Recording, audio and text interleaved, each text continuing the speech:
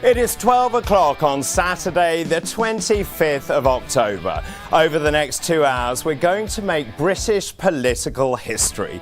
Thousands of Reform UK members from 450 branches have been mobilised across Britain. We have reporters across the nation, in England, in Scotland and in Wales. We'll have live updates from branches around the country. Our aim today is simple. It is to sign up as many new members as possible and to spread the Reform UK message. The stakes are very high, and to add jeopardy, the branch that signs up the most new members will receive a £5,000 cash prize. It is all to play for. This is Reform UK Action Day live.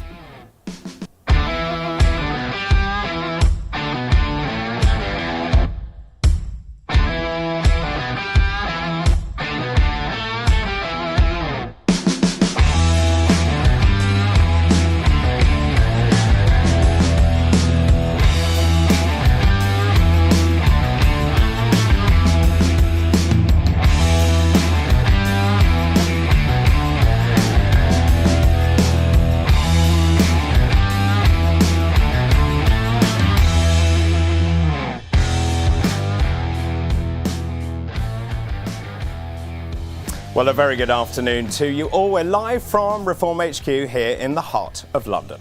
Now, behind me is the Palace of Westminster, just over there. It is home to the House of Commons, and that holds 650 members of Parliament. Now, the latest MRP polling, that's a really big poll, shows us at an astonishing 36%. Now, what does that mean? Well, it means that if there was a general election tomorrow, we would go from having 5 members of Parliament to, wait for this, an astounding 445 members of Parliament. We would become the party of government with a whopping majority of 258, and Nigel Farage would be prepared into number 10 Downing Street as Prime Minister of this great country. Now, Labour would be decimated to just 73 seats, and the Tories would scrape in just 7 members of Parliament. In fact, they could all fit in a minibus. There is no doubt the momentum is with Reform UK, but as the Caerphilly by-election showed us, we must keep up the pressure and we have to fight for every last vote. Now, today is a truly momentous day because we're about to do something that no other political party in Britain or indeed in Europe has ever done before. Today, we're about to show Britain's fastest growing political force in action. Now, just think about this. Only a year ago, we had a little over 90,000 paid-up members. Now, if you fast forward to today, that number has skyrocketed to just over 262,000 members, and it is still climbing. We've added over 12,000 members since our party conference. That was just a few weeks ago, and that is nothing short of extraordinary. We have already overtaken the Conservatives' membership, and we are now rapidly approaching Labour's 309,000 members. Every single one of you watching at home has helped to make this happen, and thank you very much indeed for all your efforts. But today we're about to ramp up that membership across the nation. From Cornwall to the Highlands, our 450 branches have taken to the streets to spread our message with the singular aim of signing up as many new members as we possibly can. Well, let's have a look at where they are, shall we? So across the United Kingdom, we've got branches going up. As you can see from the map behind me, this is showing in real time where those branches are. You can see the blue circles there, which actually dictate there on the south coast, Christchurch. We saw the New Forest there. Let's have a look up here. We've got Bicester there, which was just showcased. Coventry Northwest, Coventry East. You can see actually the preponderance of all of these stores all across the United Kingdom. In fact, huge swathes of them there in Sunderland, also in Gateshead, Sunderland South, the city of Durham as well. Huge amounts of effort has gone in to preparing all of those stalls. Now, the gazebos are well and truly up. The banners are flying. The wind is also blowing. 2.2 million leaflets have been printed, and they're being handed out by our incredible Reform volunteers. 2.2 million. And I think it's fair to say our Reform army has been well and truly mobilised.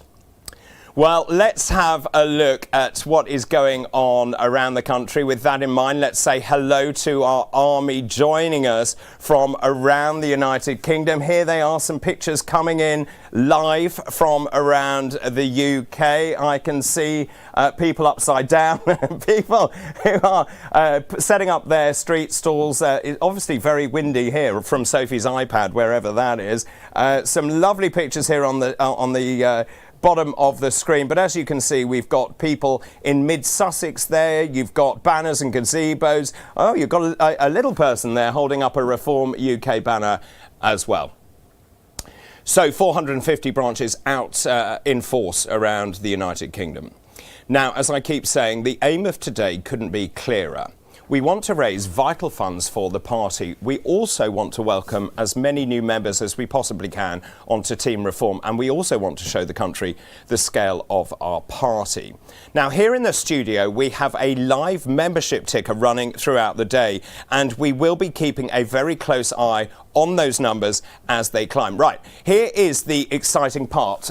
What we are seeing now on screen is in real time the number of members being signed up. Now, the exciting part of this day, the branch that signs up the most new members will win a £5,000 cash prize. It is all to play for. So as you can see, I'm going to give you the results so far. As you can see, in fifth place at the moment, we've got Blackpool and Fleetwood, who've signed up an amazing 12 people already to become members. Coventry South also tied at 12. Brentwood and Ongar in Essex at 14. Calderdale at 19. But leading the pack way out in front, as you can see, Portsmouth North and Portsmouth South with an astonishing 55 members already signed up this morning. So everyone playing for £5,000. So if you're watching this from your local branch or out and about, this really is your moment. Get out there, get signing, and let's see those numbers soar. Now, throughout the day, I'm going to be joined by a team of intrepid reporters who are dotted around the country. Jeremy Kyle is hitching a lift aboard the Reform UK bus. He is along the sunny south coast. We've also got Darren Grimes. He will be causing chaos in Durham. Laura Ann Jones will be bringing us the latest from Wales. Graham Simpson will be covering the latest developments in Scotland. Andrea Jenkins is singing our praises. Did you like that in Lincolnshire? Jamie McIver is living at large in Essex, and Sean Matthews is travelling on the Reform taxi in Boston and Skegness. Now, we'll also be hearing from Sarah Pochin, Lee Anderson and Danny Kruger, of course, three of our marvellous members of Parliament. It is a right rumbustious, remarkable Reform rally. Well, that is the plan anyway, but who knows what the next 120 minutes will bring. Talking of intrepid and slightly unhinged reporters, without further ado, let's see what Jeremy Kyle is up to. He's currently aboard the Reform bus somewhere down on the south coast, or as I like to say, Kyle is coasting on the coast. JK, DDB here. What's going on? Sorry, Kyle is coasting, did I hear you say? We're live, by the way, if you'd like to point your camera. Bully, how are you? Yeah, very well, thanks very much. How about you?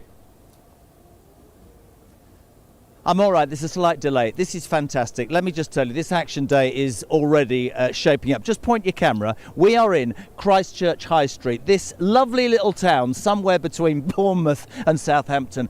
Great local activists. Here's the local chair in all of her finery. Linda, how are you? I'm fine, thank you. How are you? I'm all right. How's it going today? It's gone very, very well.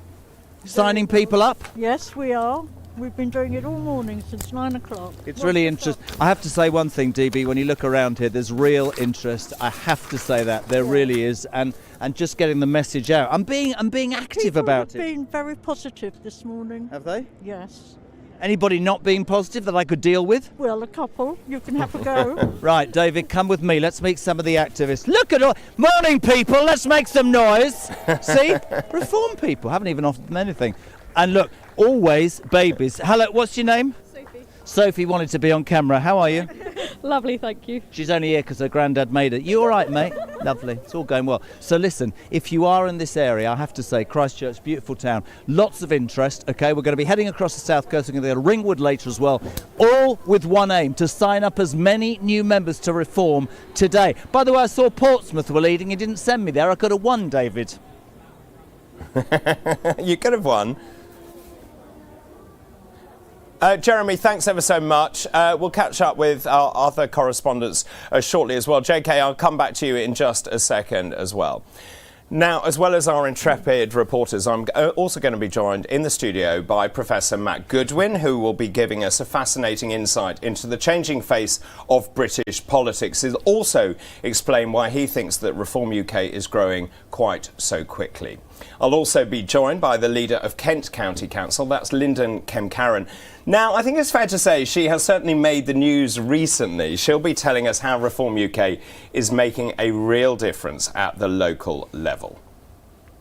Now, from the south coast to the northeast now, let's check in on Durham to see what Reform UK board member Darren Grimes is getting up to. I hate to think. Darren, good afternoon.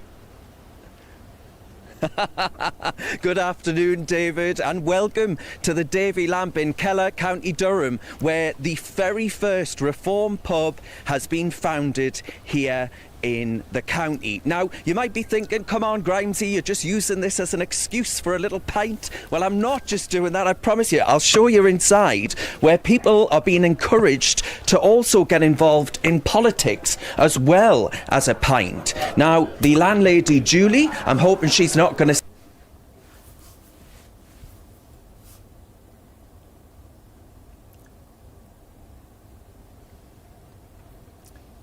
So there you are, the perils of live television. Darren Grimes disappearing into a pub for a pint, and of course we've lost the picture. Oh, we got him back, Oh, you got me back, that's good. Because I want you to meet Julie, who actually established this place, who is a phenomenal woman. And Julie,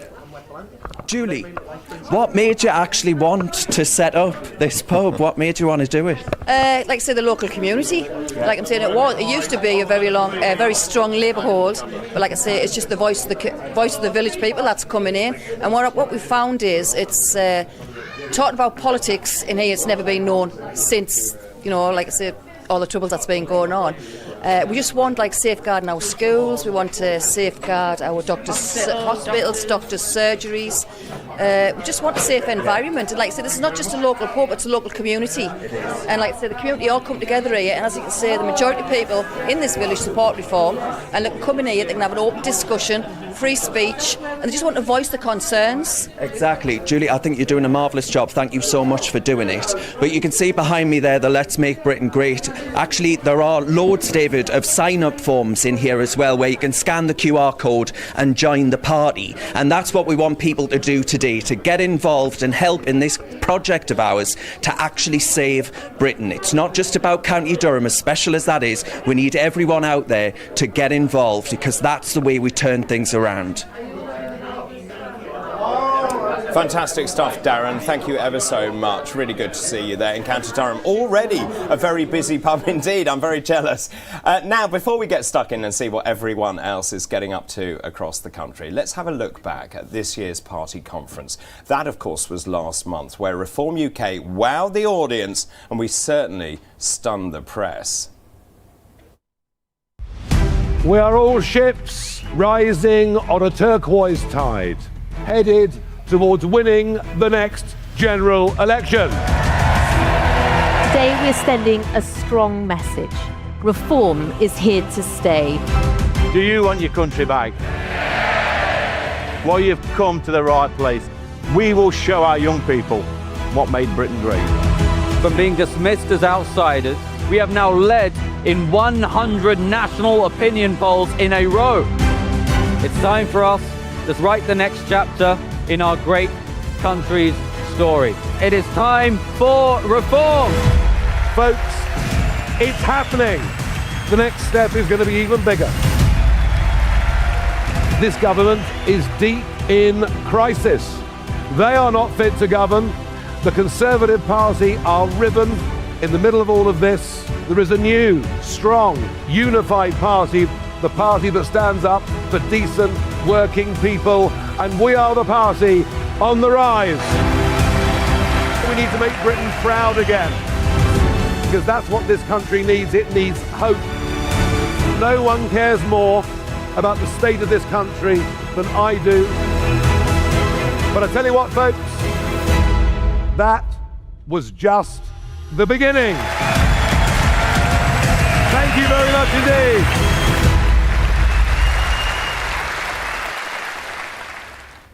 And that was just the beginning. It really was such an incredible conference. It really was. And when you juxtapose that between the other parties, I think we blew them out of the water.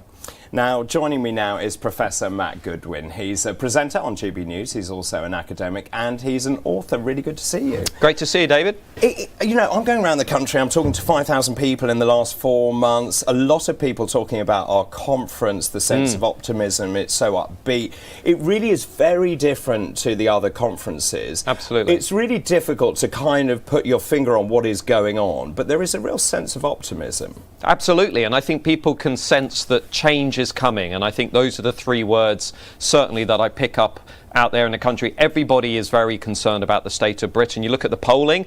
I'm a pollster. I spend my time looking at those spreadsheets. It's about immigration, it's about broken borders, it's about the cost of living crisis, it's about the dire state of our National Health Service. And I think when people look at Labour and the Conservatives, they just see two political parties that are basically indistinguishable on those issues, that have presided over all of these problems that we now see around us. So what we can see, David, and I think this is really significant, we can see it, for example, in the local elections, we can see it in the by-elections, that old political system that governed this country for 100 years, it's collapsing around us, and Reform obviously are one of the new beneficiaries of that. I mean, it is extraordinary. If I look back, say, 2 weeks ago, we were polling at 33%. The MRP that came out shows us at 36%. Absolutely. It shows no sign of abating. Yeah. And we saw that in Caerphilly. What was also interesting to me, just before that election day, there was a poll out, the MRP poll showed us at 42%. We also saw Plaid at 38%. That changed the way I think that people voted. There was a lot of tactical voting. But just remember too, 36% of the national vote in these MRPs for a political party that didn't exist a few years ago. This is, I've said this before around the country, this is the most significant political insurgency since the rise of the Labour Party in the early 20th century. And in some ways, David, it's more significant because remember, the Labour Party had the trade unions. The Labour Party had the giving of the vote to the working class. Reform has come despite not having all of that. Reform is actually cutting through in a much more powerful way. And it is extraordinary, isn't it, how the other parties just don't know what to do with us. So if you saw David Cameron, of course, he talked about us in very unflattering terms. The more they throw stuff at us, and I'm going to talk about this later, Keir Starmer also very rude about the rise of Reform UK. The more they throw stuff at us, the better we do. Well, look, I would say to everybody watching this, everybody knocking on doors, leafleting, who's in their local branches, just remember the story, the message from America. Because for 10 years, the left just said, Donald Trump is this, Donald Trump is that, Donald Trump is not a nice person, Donald Trump is saying all of this inflammatory stuff and so on. And what happened? Voters did not listen to it, and they made Donald Trump even stronger than he was the first time around. The reason they are attacking Reform is because they do not have answers to the problems that Reform is talking about and addressing. So they are attacking Reform because Reform speak for the people. So everybody needs to be clear about that. Now, as chairman, I'm very aware of the fact we're doing very well. The issue will be keeping this momentum, making sure that we continue to grow, because I think we can fall into a sense of complacency, or indeed the other parties regroup. They're so worried they will regroup. And of course, they will try and beat us by any means possible, fair or unfair. Absolutely. But just look at what's coming. We've got the budget in November. Labour are going to put up taxes. It's going to be really, really difficult for everybody. We have to make the argument about why Labour are coming off the tracks. Look at the small boat numbers, David. They are up already more than the number last year, and they will keep climbing because we know Labour do not have the answer to that problem. Look at legal migration, completely out of control. Look at the energy prices, the highest in the Western world. All of these issues are issues that we have to go out 2026, 2027, 2028, actually taking this argument to the establishment, actually explaining to people this is why this is happening, and crucially, and you know this more than anybody, giving people that sense of optimism. We can't just complain about the state of the world. You also have to say to people, well, this is how you fix it. We leave the European Convention on Human Rights. We detain and deport. We slash net zero. We take on woke ideology, giving people that alternative, and that will provide the momentum that you rightly point to. I mean, you spoke earlier on about the fact that this is a seismic change. I was in Liverpool 3 days ago. Liverpool, obviously tribally, traditionally very Labour, polling at 84% in favour of Labour. That has collapsed. It's more than halved, actually. Yeah. Since Keir Starmer took over, 20% drop in the polls. We saw in County Durham there with Darren. The fact is you've got a tribally and traditionally Labour area now having a Reform pub. Well, and also Wales. It is now Plaid versus Reform. That is the story in Wales as we go into crucial elections in 2026. The massive story for me this week, actually, which many of the journalists missed, was Reform going from basically nowhere, increasing the vote share by 36 points. That's historic. That's completely astonishing. It's absolutely remarkable. And that's the point. On television, I was doing all those interviews. They said, well, you failed, you didn't win. But that's not the point, is it? We went from 1.7% up to 36%. So imagine what's going to happen across Wales next year. Imagine what's going to happen across those local elections. Imagine what's going to happen in Scotland. Imagine what will happen, David, at the first parliamentary by-election in, let's say, Labour's Red Wall or the east coast of England. They can see what's coming. The people who are watching this know what's coming because they've been knocking on doors, they've been pushing leaflets through people's letterboxes, and the establishment do not have the answers. They certainly don't. Matt, really good to see you. Thank you ever so much for coming in. Now, as I was saying, we have teams out across the country from Cardiff to Cambridge, from Birmingham to Boston. And talking of the latter, let's get an update from Nathan Bryant. Hello, good afternoon, Nathan. Yes, good morning, David. I am here in Richard Tice's constituency of Boston and Skegness. It is National Campaign Day. We are here at Stickney Car Butte. It is cold, it is blustery, but we have got Councillor Maria Hume, our chair, Natalie Batley, and some other supporters and members with us today. I'll be over in Skegness with Councillor Sean Matthews, leader of Lincolnshire County Council, later on today. So keep watching and we'll be back with you very soon. Well, it looks absolutely freezing. Thanks ever so much for that report. We'll come back to you a little later on. Right, let's move over now to East Wiltshire. I believe one of our wonderful MPs is ready to talk to us. Danny Kruger, good afternoon. Hello. Hi, David. How are you doing?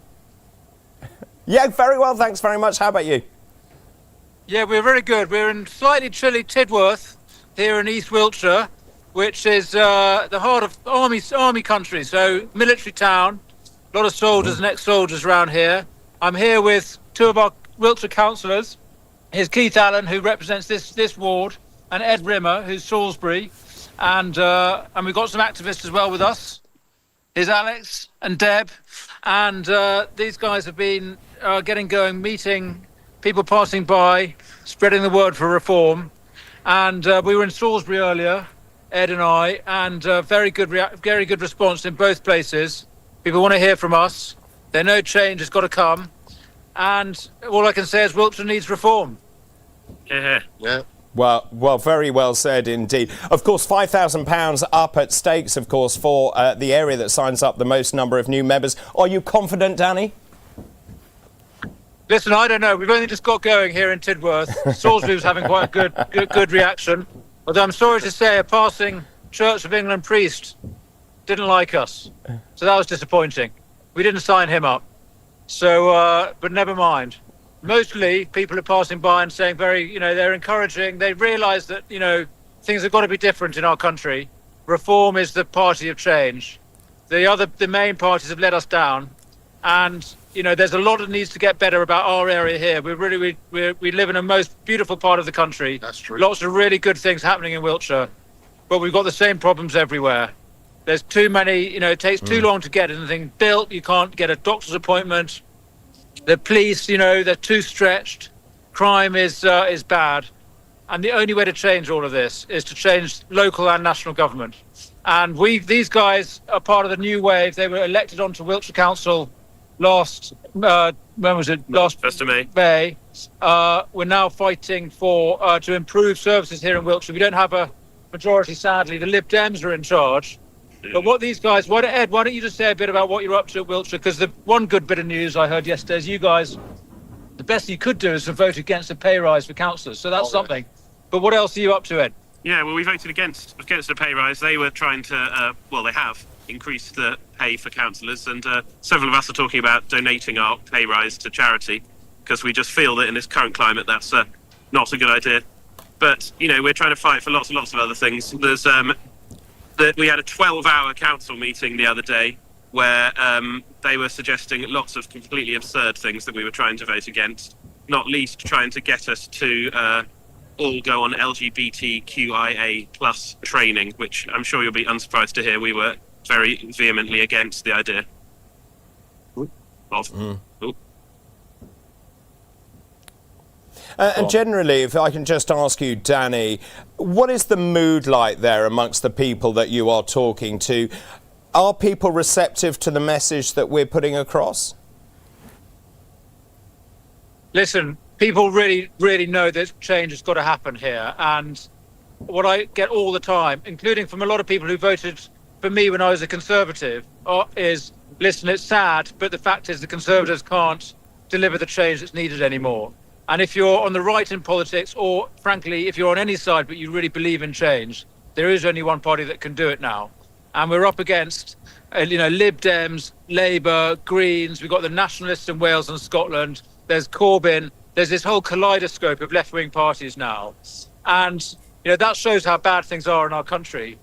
What I worry about is they're going to get together after the next election and have some sort of appalling, Hamas supporting, LGBT supporting, nationalist party against the United Kingdom, trying to get us back into the EU, all the things that the British people have rejected time and again. The only way to stop that is reform. And so that means, including if you're a former Conservative, I'm afraid to say, you've got to join us. And I think that message really is landing. You see it in the polls, you see it here on the doorstep and when we talk to people in the streets. So I think the mood is really shifting our way. And what we've got to do as a party, David, and you're part of this, all of the people that I'm working with in Parliament are part of this, is we've got to get ready for government. We've got to show that when the people come to that voting moment in a couple of years' time, they know that we don't just stand for change and protest and we've got the right diagnosis of what's wrong with the country, but we've actually got a plan to change it. And that we're going to go into government with the ideas, the people, the legislation, all of the parts of a functioning government to deliver the change that people so desperately want. That's what I'm hearing people looking to us to deliver. And that is our job. It's a serious responsibility, but it's one that Nigel, Zia, the other MPs and I are taking really seriously. Well, Danny, really good to talk to you. Thank you very much indeed for your time this afternoon. Great. Keep up the good work and the effort. I want you to sign up as many new members as you possibly can. Now, this party grew out of the Brexit Party in 2020. In fact, I think I'm right in saying it started in my own kitchen in sunny Suffolk with Richard Tice. That's when Richard asked me to be deputy leader. Now, over the last 4 years, the party has steadily grown. We were polling at just 3%. We then went up to 4, 5, up to 12% last summer. And then everything changed when this man returned to the stage. Let's remind ourselves of that night back in July of 2024.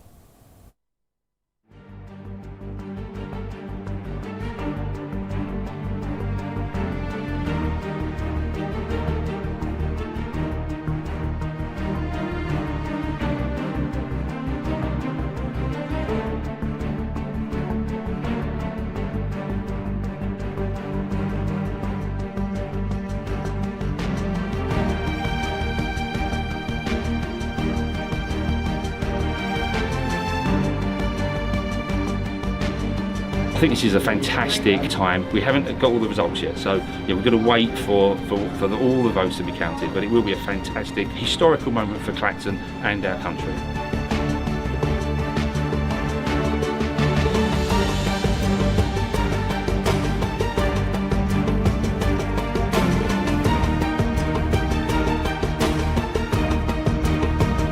Farage Nigel Paul, Reform UK, 21,000. This Labour government will be in trouble very, very quickly. We will now be targeting Labour votes. We're coming for Labour, be in no doubt about that. I want to thank the team that have helped me do this over the last few weeks, my fellow candidates for behaving as impeccably as they have. Believe me, folks, this is just the first step of something that is going to stun all of you. Thank you very much.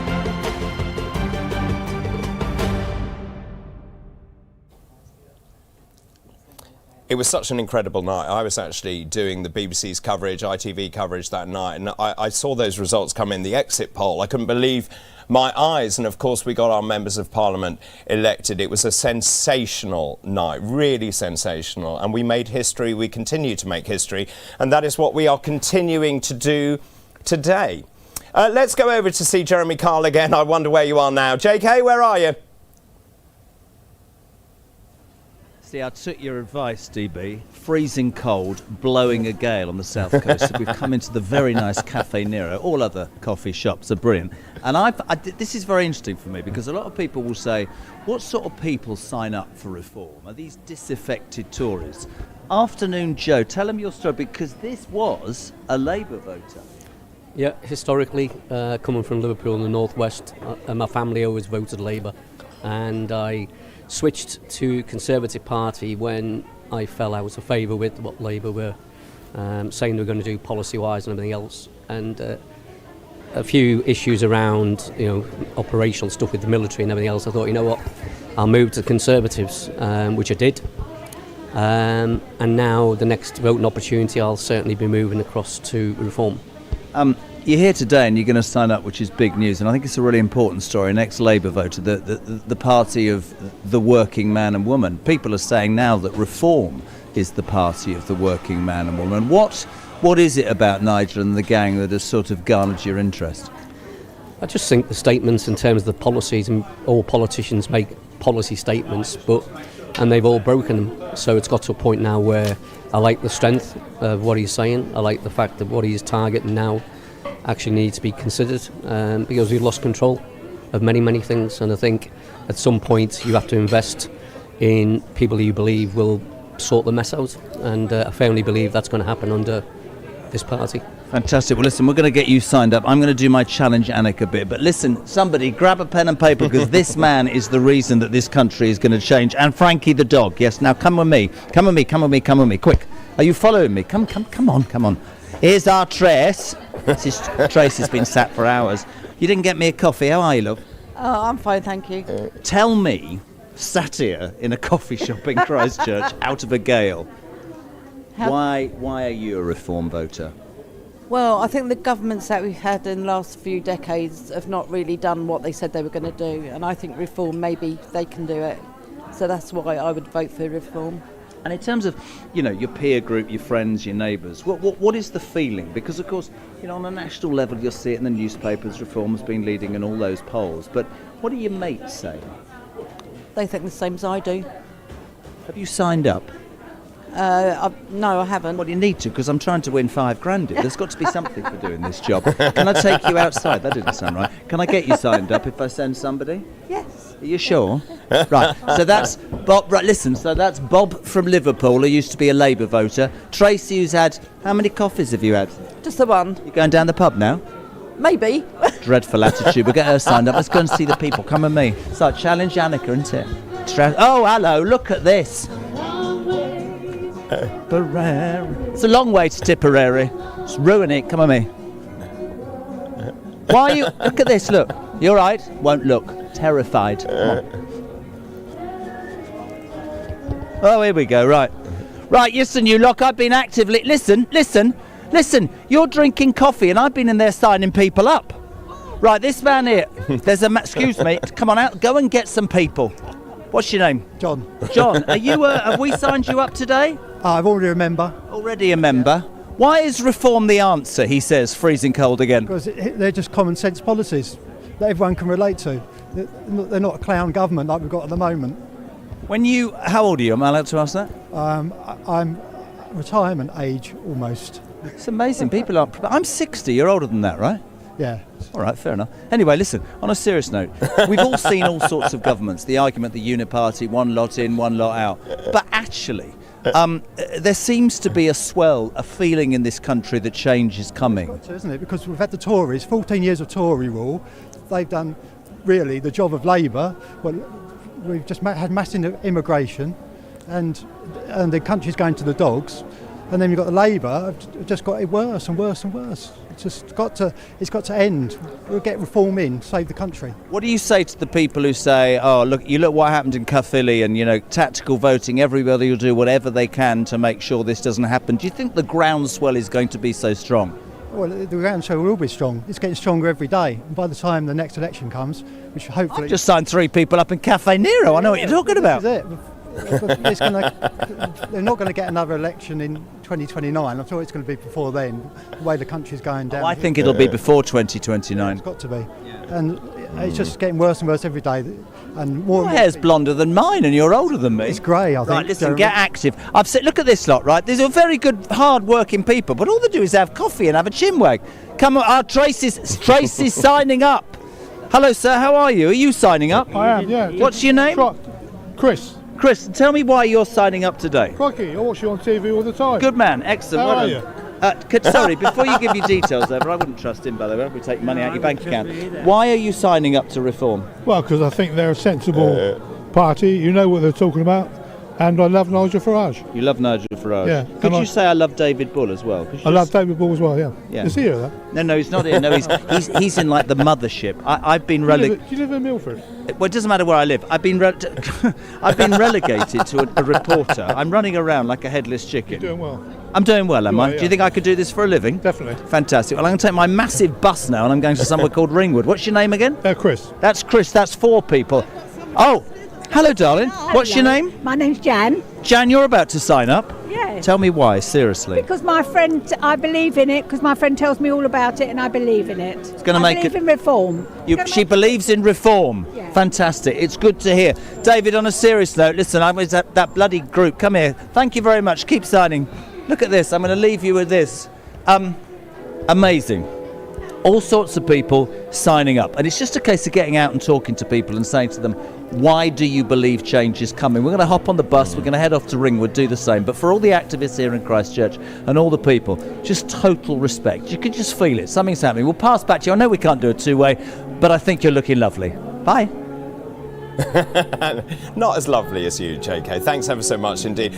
So just bringing you the latest numbers. When we went on air, we had 262,000 members. We've put on another 784 members. Remember, we've already surpassed the Conservative Party. Now, the Labour Party pretends they have 309,000 members. We don't believe them. They've taken their ticker down because we believe that we have actually overtaken them so far. But let's see, let's go with their game plan at 309,000. That's why actually every single member counts, because we have to prove that we are the largest party in this country. So from Jeremy Carl, let's now go over to Andrea Jenkins, who's in Gainsborough in Lincolnshire. Good afternoon, Andrea. Hi, David. It's very hard to hear you, but can you see we've got lots of members here? I can, Andrea. I've even got my Clifford. My little one has been coming up to everyone saying, become a Reform member. So now you've disappeared off the screen now. Right. There you are. Brilliant. So we've been signing people up, David, and I'd say probably 99.9% of people are supportive, which is wonderful. And just in terms of that, Andrea, when you go up to people, are they keen to listen? Will they talk about the country, their frustrations with what's going on in this country, what they want to see change? I mean, it's funny you should say that, because we spoke to 2 people at the front here on a chair, and they wanted to come and join for the broadcast. David. Well, there you go. Join for the party. Absolutely. So we've got people who we just met in the street who wanted to join. And are you surprised by actually what you are seeing? Oh, it's amazing. Absolutely, David. It's the two-party system's dead, as we already thought, and people wanting reform now. And David, Superman. We thought Christopher Reeve was dead. Well, we've got our very own Lincolnshire councillor, Christopher Reeve. Where are you, Christopher? Hi, David. We meet again. We do indeed. It's really a good to see you. Hey, stop it. Yeah.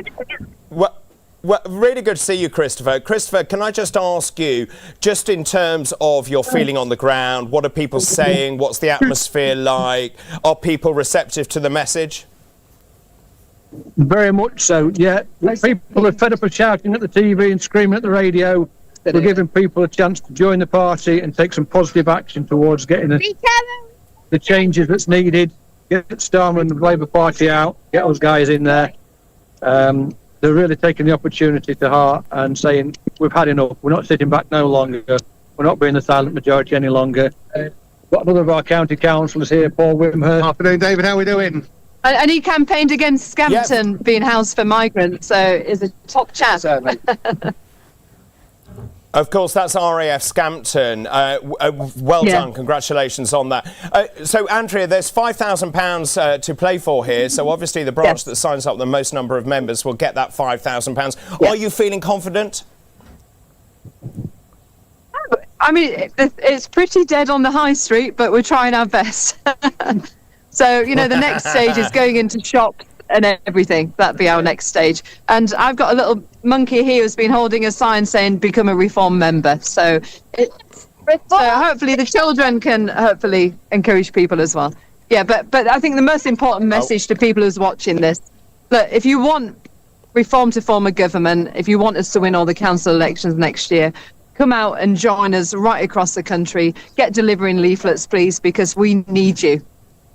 We can only do it with them, can't we, David? Yeah, you're absolutely right, Andrea. Thank you ever so much for joining me this afternoon. Keep up the good work there as well. Of course, Andrea makes a really good point there. We have to prove that actually we are strong in local government, because that's what people are going to judge us by in terms of actually then giving us their vote at the general election. So now let's take a look at how reform councils up and down Britain are changing things for the better. And with thanks to Doge seeking out the massive overspends and, of course, making those all-important cost savings, which can then be passed on to hard-working taxpayers up and down the land. One of the things that happened when Reform was elected, everyone said, you've got no experience. These people have brought more than experience. They're not your traditional politicians. So in terms of the previous administration, what I think was the biggest problem with them is that they seem to be passengers in the process. I'm now seeing some of the salaries that we pay to various employees in different council companies, and I'm thinking, how did that happen? We're just about to launch what is probably the biggest efficiency review, and throughout that process we've focused on keeping those frontline services as much as possible. How do we guarantee that we keep residents at the front of everything we do? Well, we ask the question, does this improve residents' lives? And if not, why are we doing it? Since the election, we've been reviewing the spending line by line to root out waste and find efficiencies. We've been developing AI use cases to improve the efficiency of our officers and improve the delivery of frontline services. In the Transport and Highways Department, we've been driving down the cost of home-to-school transport, and we've been doing that by using a new fleet of minibuses and transport grants for parents. This means we're not using taxis. Working with the Doge principles, we can deliver for Lancashire. That's to deliver a balanced budget, to improve SEND, to improve adult social care, to improve the quality of our roads, and all the time do it with professionalism, courtesy, and a relentless focus on the residents of Lancashire. And they are doing such an amazing job in Lancashire. I went up, visited them, they showed me their plans, the cost savings, what they're planning to do, how they're enacting that, and actually that is Reform UK in action, and that is what this is all about. So today, of course, our big action day, signing up as many new members as we possibly can to the party, of course engaging with people on the high street and actually explaining what our policies are and why joining Reform UK is so important if we want to save this once great country. Let's go back to Durham now. Darren Grimes joins us again this afternoon. Where are you now, Darren? I'm in the Davy Lamp in Kellow, David, where actually we've established the very first County Durham Reform pub, and it's a wild success here. Actually, I have taken the liberty to have myself a little pint, when in Rome, do as the Romans do. But we actually are encouraging people to sign up though, David, and one of those priorities of reindustrialising Britain is so incredibly important to people here. We did have a lot of industry in which men were proud to make things with their hands. And net zero has really put a kibosh on that. Now, there are loads of flags in this room around me today, David, and one of the first acts that we did in County Durham was to remove the pride flag from Durham County Council. And for doing that, David, I was told I was homophobic by the Lib Dems, and I'm sure that'll be news to the great and good doctor there back in London. Now, I'm joined right now by Councillor Robert Potts and indeed Christine. And Councillor Potts is a former copper who I think has been somewhat disgraced by a leaflet that the Joyless Allen, she's called Joy Allen, by the way, the Police and Crime Commissioner up in this part of the world, she put out a leaflet promoting immigration.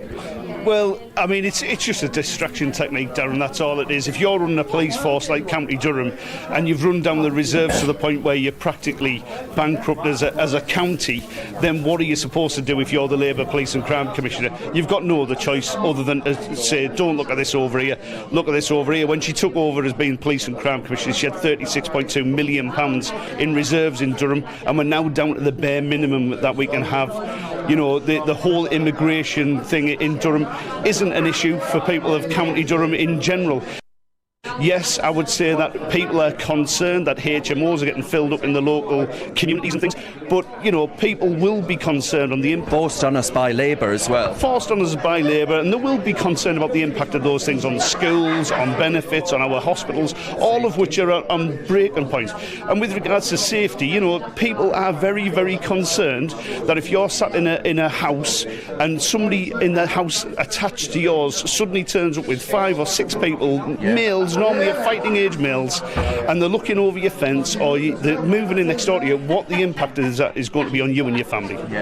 Christine, you're concerned about that issue as well, right? The homes with multiple occupancy is the technical term, and actually they're being forced on us by the Labour Party in Westminster. What have you got to say about that? Indeed, it's so incredibly dangerous for our communities, for the safety of our children and our women. And this we have no say over. This has been imposed upon us, and we have to find a way to oppose all of it. This country of ours has gone downhill so quickly in recent years, and we need to find back to save our communities, save our lifestyle, save our societies. Thank you so much. I agree, Christine. Well said, very well said. And there are a load from Bishop Auckland in the south of the county up into the north in areas like Stanley. There are action days taking place, stalls all over the place, which are signing people up. So I'm hoping County Durham is going to do you proud as well down there in Westminster, David, because actually I think what we're hearing is that people are so very, very fed up and are really quite disheartened by the fact that their ancestors who were down the mines or fought in various wars are now actually seeing that rich inheritance of ours utterly squandered, David. And it's heartbreaking to see. That's why I really do encourage so many people to get involved in this movement, even if it just means signing up as a member, because it means that more councillors will be elected, because we have more ability and resource to campaign for people to see more Durham County Councils replicated up and down the country, David. So thank you very much to everything that you are doing down there in Westminster. Darren, thank you ever so much. Do you know, it's amazing. I'm going around the country speaking to all sorts of meetings, actually, whether it's in working men's clubs or in pubs, all sorts of venues. And the response is the same wherever I am in the country. People all agree that this is the last chance saloon, that we are the only party that can save this country. And that is pretty ubiquitous. It doesn't matter whether I'm in Wales or in Scotland or in East Anglia, in the Midlands, in Durham. It doesn't matter. The message remains the same. And that is why we are seeing this enormous response to our membership drive. Let's just look at those numbers. We started this morning at 262,000 members, pretty much bang on. I can tell you that since we've been on air, what's that, only 49 minutes, we have added another 858 members. Now, I've never seen anything like this in my time in politics. You can see the total number there now at the bottom of your screen. 262,858 members. That is amazing. Thank you ever so much to everyone who is joining. Our mission is critical.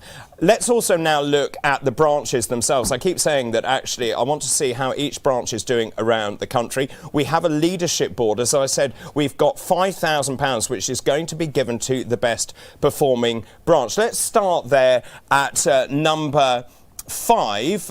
Normanton and Hemsworth there have signed up 14 members. In third place, Blackpool and Fleetwood, amazing, 15 members already. Brentwood and Ongar in sunny Essex, that's 18, I think, they've signed up already. Calderdale, at 23 new members, but way out in front on the south coast, Portsmouth North and Portsmouth South. They've signed up an astonishing 69 members so far. In fact, actually, very interestingly, they've been ahead of the game from the word go. They literally were out on the streets signing up members from the minute that we started. Well, joining me now, I'm delighted to say, is the leader of Kent County Council, of course, a Reform UK-controlled council, Lyndon Kemp-Carran. Very good afternoon to you. Good afternoon, David. Now, don't shout at me, because obviously you have made the press. I mean, it is extraordinary. I was doing all these interviews throughout the week, and of course that Zoom meeting was leaked. Lots of people have said, oh, well, Kent County Council has lost control. What I saw was strong leadership. Thank you, David. That's what I'm all about. I was elected to be leader, and looking back, I think I even used the F word in my pitch to become leader. So clearly, my members don't mind that in the main. They wanted somebody who was going to be very straight talking, very honest, and very forthright. I don't muck about. If I'm happy, they know it. If I'm not happy, they also know it. That's who I am. That's what they voted for. That's what they've got. Well, I also think, actually, the press don't really understand the pressure that you're under, because you are dealing with such an enormous budget. The stakes are incredibly high. You have to deliver for the constituents. We have said we are going to use Doge. We are going to get these cost savings across the board, that we are actually going to keep the reduction or keep your council tax as low as you possibly can. The problem that you've got, and that councils around the country have got, is there are big variables in that. And I think the elephant in the room is social care, personally. I think that really in many ways needs to come out of the council budget, because obviously we have an increasingly ageing population. It's incredibly difficult to work out how on earth we deal with that increasingly ageing population and how we actually look after older people in society. There's no magic bullet, is there? And I think what we've seen is successive prime ministers promise on their manifestos that they're going to get a grip of adult social care, because everybody knows, as you've just outlined, it's a problem that's only going to get worse and worse. So governments know it, but because there is no easy solution, guess what? They kick the can down the road because they put the onus on the local authorities to fund it, and that's what's happening at the moment. So I was doing Good Morning Britain this week, and the accusation levelled at me, which is in riposte to that meeting that was leaked, was you have failed in Kent. I see it in a very different manner. The news, I think the press in the last few weeks, because we had the leak about a conversation was overheard between two of my cabinet members on a completely unrelated event. They were having a bit of a chat back and forth about council tax and adult social care. That was presented as fact, that Kent County Council is going to put up council tax. What a load of nonsense. I've been a journalist for over 20 years. That should not form the basis of an entire story, but because people leap on any bit of potential bad news around a Reform Control Council, it grows legs and off it runs. But it is completely ridiculous. Does that show the level of desperation to pull us down? Yes, it absolutely does. And my members in Kent, we've been feeling it from day one. I warned them the press scrutiny was going to be intense, and it has been from day one, and it is continuing. I would say it's getting even worse, because what we found in recent days, people are putting in FOIs about the most bizarre subjects. They are looking for any chink in our armour, and I'm afraid that leaked video was a gift to our opponents. Somebody leaked it from within my own team. We know who it was. That will all come out next week. But it's it's just ridiculous, because what it does, it hands our opponents the mud they want to sling at us. But do you know what, David? It's not put any of us off. It's made us stronger. Well, I think there's something else really important here, because your team is only as strong as the weakest link in that team. It is a highly pressurised environment. You know, having been to Kent, having been to Lancashire, having been to others, it's so difficult to do. But one of the other things I'm trying to recruit is people to become councillors. What would be your message to people who think, actually, I do want to get involved? Is it rewarding? It is the most rewarding job I have ever done. Yes, the pressure is on. I'm the leader. Obviously, I have more pressure than most. But I think if you talk to any of my members, they would say what an utter privilege it is to get up every day. You go to meetings, you meet residents, you fix their problems, you make life better for the people that you serve. I mean, there is no more rewarding job. No, quite. And just in terms of that, we obviously saw the leaked meeting, you know who it is now. On the whole, though, the camaraderie is there, the teamwork is there? Absolutely, because this was a very, very small number of people who were unfortunately working together for their own ends, because, you know, probably one of them would like to be leader and they're not. But it's unfortunate. What it's done, it's knocked the confidence of my group, but it has made us stronger. I have the absolute undying loyalty of the vast majority of my group, and this week they've gone out of their way to show it to me, and I've had phone calls from all of them asking me if I'm okay, because it has been a very pressurised week. So I've taken my time to reassure them. Absolutely fine, nothing has changed, the show goes on. I mean, it is extraordinary. The more mud they throw at us, the more our membership numbers go up. What does that say? I think it says that people out there know what's going on. They don't trust the mainstream media anymore. They know that if they listen to the BBC or they watch Sky, they're probably not getting the unvarnished truth in the way that maybe we would have done 15, 20 years ago. Something has changed. The narrative of this country has been going in a certain direction, and I think the ordinary person in the street, of which I count myself as one, we can see that things aren't as they are reported. We've had the BBC telling us that men can change into women, for goodness sake. I mean, you know, people know we're being fed a whole load of baloney a lot of the time. And I think underpinning our ethos generally is common sense, and that is what people are saying as they sign up to become members, is we're the only party that actually says it as it is. I get told all the time, and this is true of Nigel as well and the rest of our front bench team, which is actually, we answer the question. Yeah, we do answer the question, and that's why I've got a reputation in Kent and now probably the rest of the world, I don't know. Well, you're very famous. For all the wrong reasons, sadly. For being super direct, because you cannot shy away from confronting the elephants in the room. I do it in the council chamber, I do it in interviews, I do it when I'm talking to residents. They love it. Do you think that's our USP, that actually we tell the truth? Yeah, I think it is, and people really appreciate that, because they've had politicians in front of them for too long who will say what they think will get them elected. We don't do that. We say the uncomfortable things, we address issues, we talk about things that other people might find uncomfortable, and it drives our opponents mad, because for so many years they've been able to shut us down by calling us names. You know, they call us racists, they call us bigots, they call us xenophobes, they call us transphobes. We've had all that slung at us at Kent, but you know what, we know we're none of those things. We're confident in who we are, and we just carry on. Drives them wild. Love that. Lyndon, thank you ever so much for the moment. So from Kent, let's go to the other end of the United Kingdom now. Let's go to Scotland. Graham Simpson joins us this afternoon. Good afternoon, Graham. Hi, how are you? Yeah, very well indeed. What's going on in Scotland? Well, I'm in Hamilton at the moment. It's quite windy, so I'll probably struggle to hear you, but I've got a good band of volunteers just behind me. There they are, hardy bunch. We've had a street stall here it's been going very well, and we've had people out and about around the doors, delivering leaflets, chat to voters, and of course you remember there was a by-election here in Hamilton where we did very well. So generally, it's been good. It's been going okay today. We've signed up some members. There's a lot of support here. I mean, we are doing very well in Wales, as we saw. We had the Caerphilly by-election. We're polling across the board at 28% in Wales. In Scotland, the last time I looked, we were polling at 22, 23%. I mean, these are amazing numbers for Scotland. Yeah, the numbers, David, are very encouraging.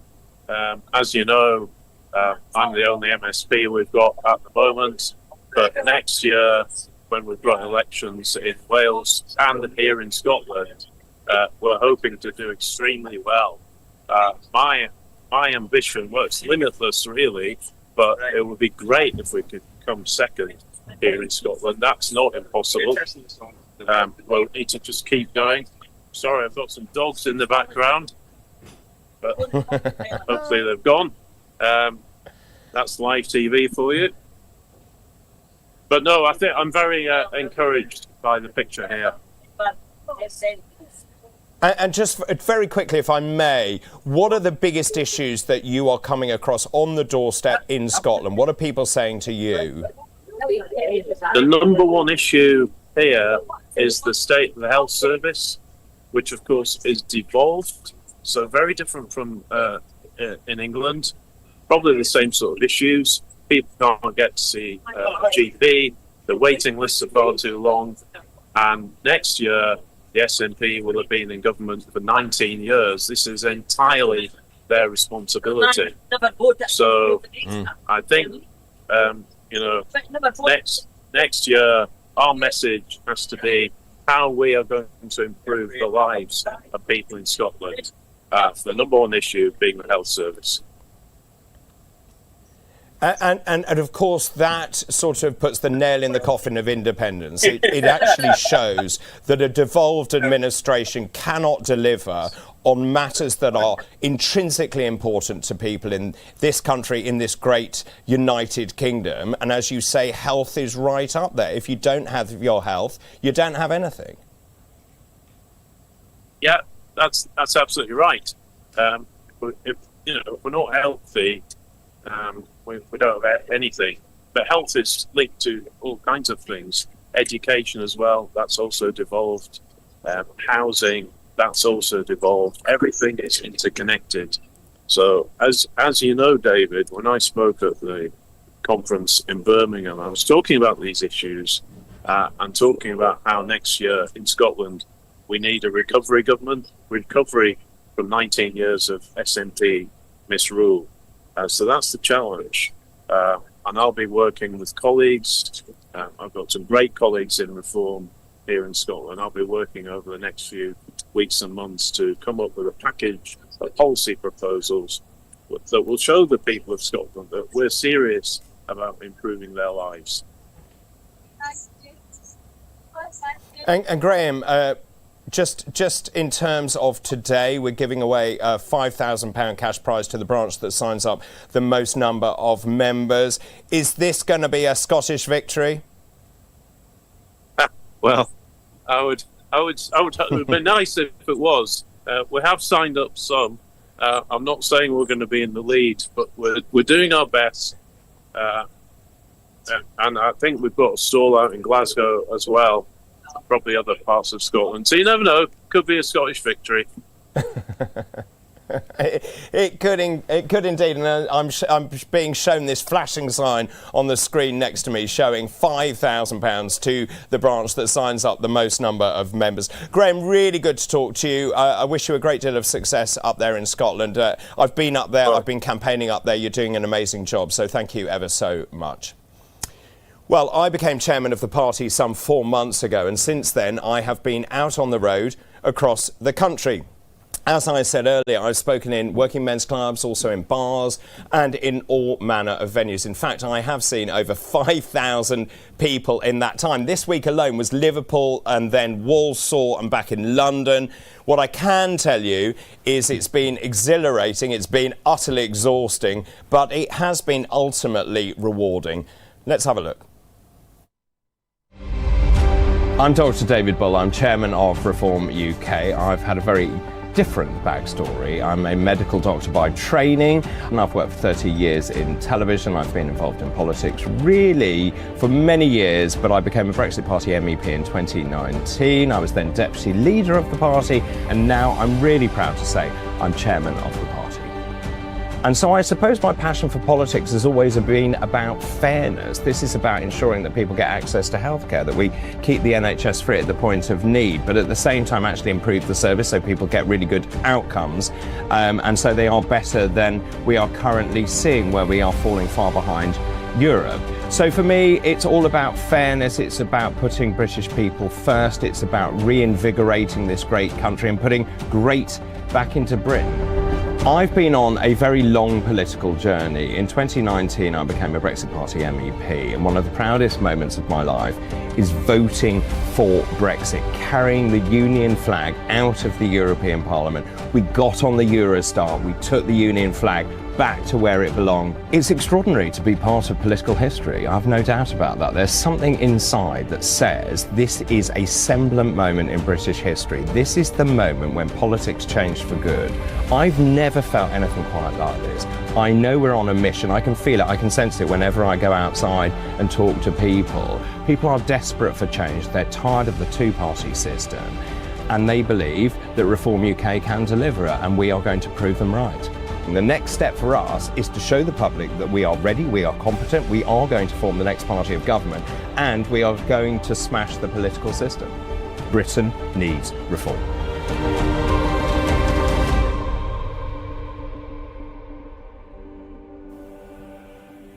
Wow, what a roller coaster, and how I've aged, I think you can say from that VT.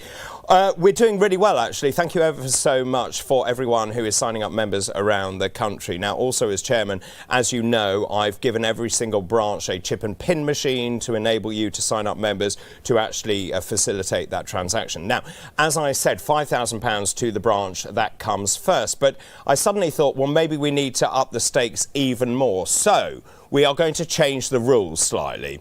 For the branch that comes second, we're now going to give you a £2,500 cash prize. And for the branch that comes third, you will get a £1,000 cash prize as well to your branch. So it is all to play for, so do not give up. Right, on that note, let's pop down to the South Coast now to see how Jeremy is getting on. JK? You know what, mate? There's earning your money and there's earning your money. I feel like a cross between Challenge Annika. Look at this. We've got the Union Jack flags as we head into Ringwood. Am I being pursued by the police? Are they going to arrest me? I've no idea, but I have to tell you something. Incredible response as you drive along in the Reform bus. People honking and hooting. We just stopped and a woman told me, I guess you'll know this by now, the new Deputy Prime Minister, is he? Thank you very much indeed. Lucy Powell has already done a first interview and said, Starmer's not done a great job, he's let Farage at it. That's somebody just told me. Loads of response, freezing, but it doesn't matter because you can just understand. How are you? Very much loving this. Honestly, this is the most exhilarating day I've ever had in my life. Did I sell that to you? We're heading into Ringwood. We're going to... Actually, we could stop. Can you wash our bus? Can we get the bus washed? We'll be back anyway. We'll see you in Ringwood. Bye. Thanks ever so much, JK. You're now going to go and get the bus washed, are you? We're doing really well just in terms of the numbers of members that we are signing up. We started at 262,000 members this morning. So in just over an hour, we have got another 940 members that have joined the party. That is sensational. I don't think any other party in the history of this country has done anything quite like it. Now, if you're just joining us, this is the Reform Party Action Day. So today, We have 450 branches mobilised around the country. The gazebos are up, the banners are flying, and we have printed 2.2 million leaflets. They're being handed out by our incredible Reform volunteers. I think it is fair to say our Reform Army has been mobilised. Let's have a look now at the map. Let me just show you where our members are across the nation. And we can do that here. OK, let's have a look here. So in the screen, you can see our branches down here near Bournemouth. That's where Jeremy is. Near Christchurch, we've got New Forest West there. Just scrolling up here, we've got Bicester. There, up near here, Coventry north, south and east. Just look at the preponderance of all of these branches, actually. Enormous amount there in the northeast as well. In Sunderland Central in Washington, Houghton and Sunderland South, the city of Durham. We've got branches there near Bishop Auckland as well. And so it is literally across the United Kingdom. And, of course, London. We'll scroll down to London. Layla Cunningham joins me now. We will scroll down to London, if we can. There we are. Look at London, which actually, traditionally, a Labour seat. But look at that. Actually, we are mobilising everyone around the country. And on that note, let's just have a look, if we can, at the screen showing just how many people are out and about this great nation at the same time. Let's say hello to all our amazing members and supporters around the country. Let's see if we can go and actually see that, the big grid, which I'm hoping to bring to you to show you how many people are actually out and about along the country, but not at this precise moment. We're still showing the map there with the number of branches. Whilst they sort out the technical problems, let's move on and talk to Layla Cunningham, who joins me now. Layla, of course, is a councillor in Westminster here in London, and that's why you're so keen to talk about London. Of course, always keen to talk about London. And I've just been visiting a few stalls across London, and I can tell you, David, that the response is phenomenal. Is it? Oh, surprisingly so. So I've visited my ward, obviously, first, which was my the Westminster branch put a stall up in my ward, and one of the volunteers said, you know, I was a bit apprehensive. I didn't know what the reaction would be, but it's been phenomenal. And I think what it shows is people are just tired of being ignored in London. And I was mentioning this earlier, actually, to Lyndon, which is that there is a sense that politicians never answer the question, that everyone promises everything, fails to deliver. And you can see that, particularly with the Labour front bench, when they're put on the spot. I remember Darren Jones in the Treasury just talking absolute nonsense about immigration. Well, I mean, do you remember that interview when he was on with Zia and he said, you know, these are women and girls? Yes, he did. Coming on the boat. That's right. That's the exact programme. When exactly, no, it is men. And I think they've tried to change the narrative. They lie about us all the time. They say we're going to abolish the NHS.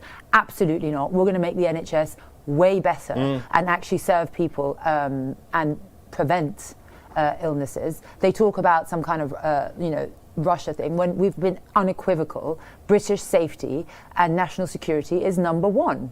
And Nigel was very clear that if Russian planes invade NATO airspace, they will be shot down. So they've tried to create a narrative that were not for the British people.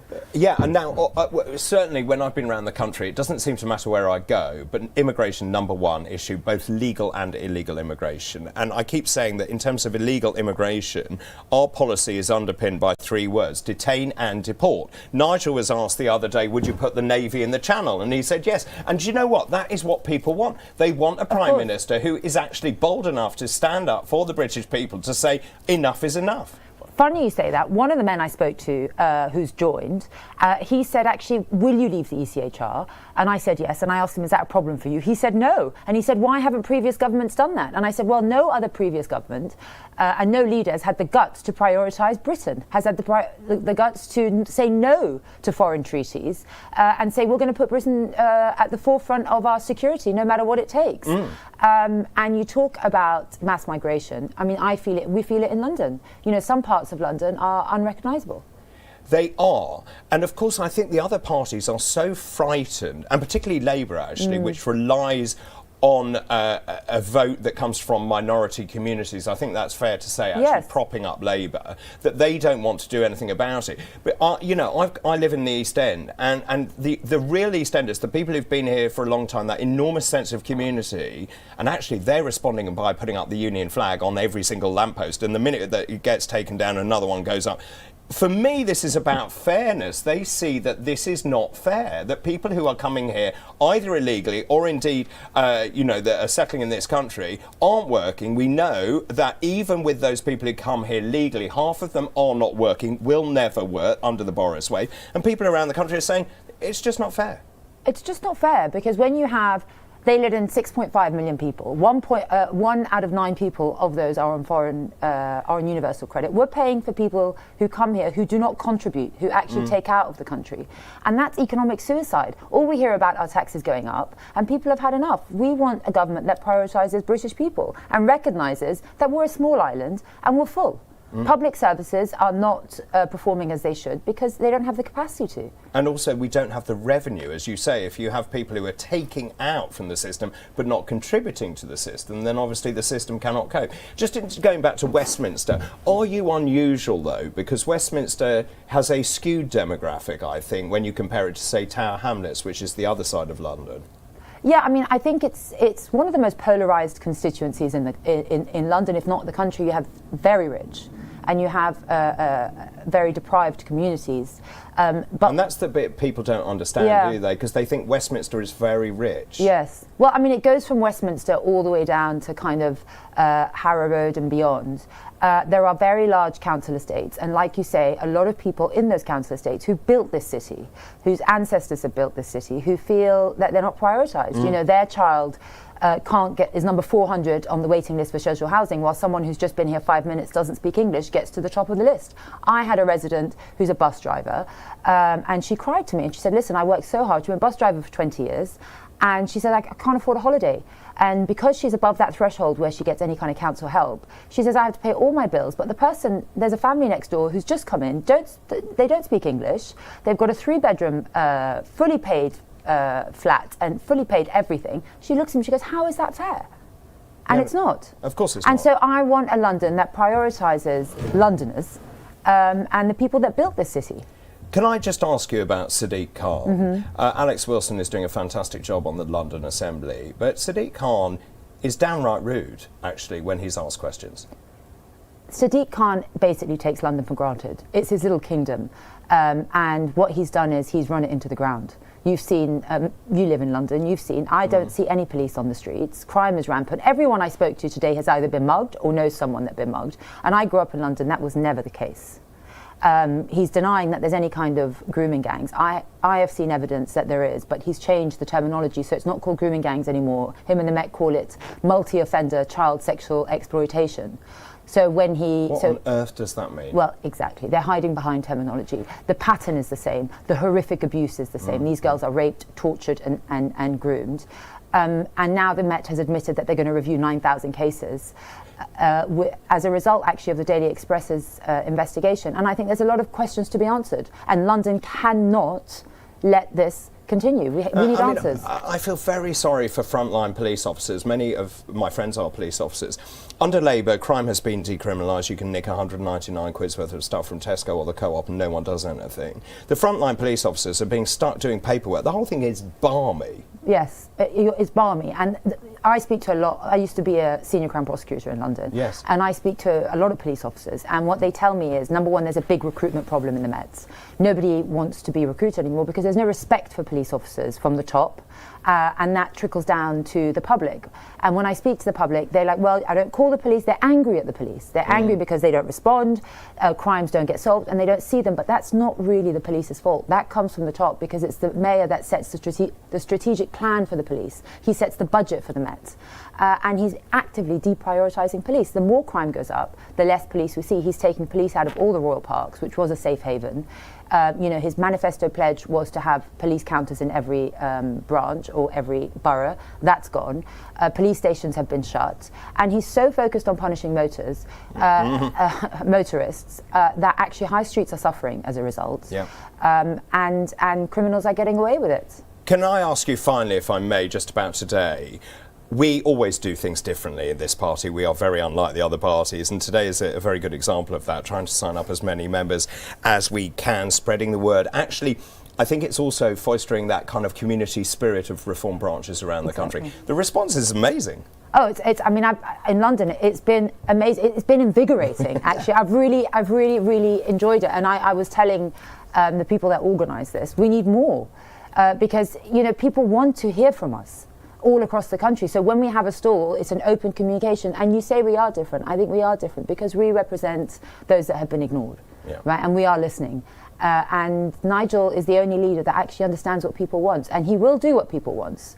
As opposed to other governments who just do the total opposite of what they voted in for. Yeah, Layla, really good to talk to you. Thank you very much indeed for the moment. That's Layla Cunningham there. Let's head over to sunny Essex now. Jamie McIver joins us there. Good afternoon, Jamie.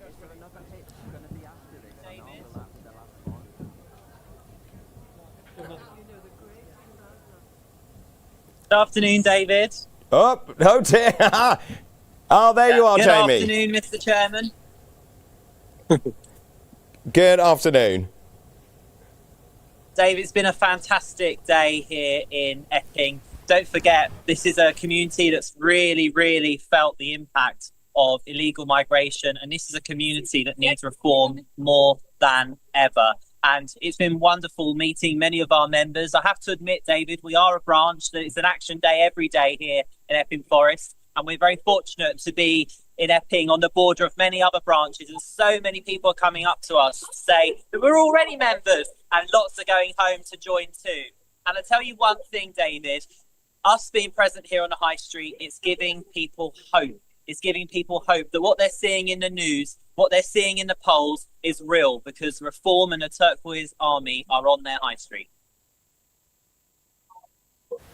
Amazing stuff. I mean, obviously, Epping's been in the news for all the wrong reasons, actually. There is a real feeling on the ground in Essex. I was there, actually, with you in Epping not that long ago. There is a real sense, I mentioned this right at the beginning of the programme, that this is the last chance saloon to, I hate to use this expression, but take back control of this country. Well, of course it is.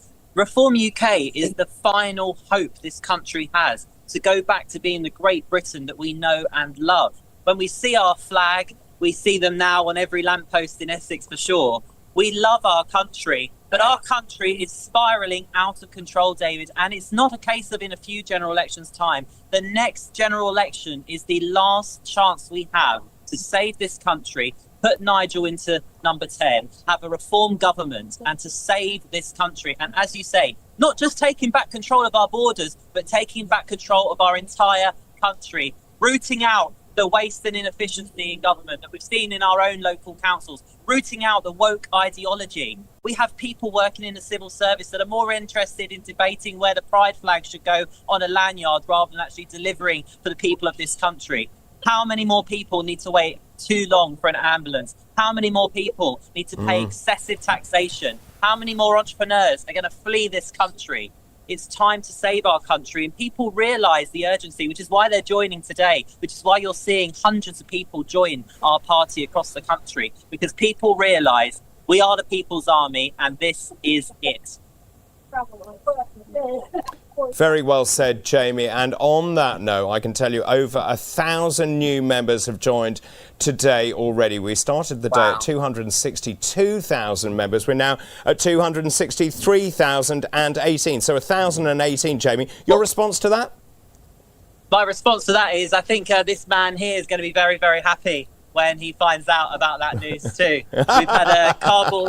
We have had a cardboard Nigel having selfies with many young people. And I'll tell you something interesting, David. I bet you, of those thousands of new members that we've had today, I bet many of them are young people in their 20s who are seeing how their future is frankly a miserable one unless Reform take control of this country at the next general election.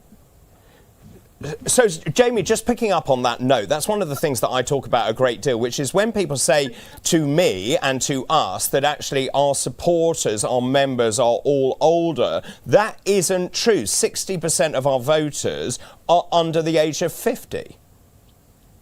Absolutely. I mean, today we signed up a member who was at university. He's down for the weekend. There are young people across this country who are hearing from their grandparents about how wonderful this country used to be, and they're thinking, why is my future not like this? We have knife crime in this country has become normal.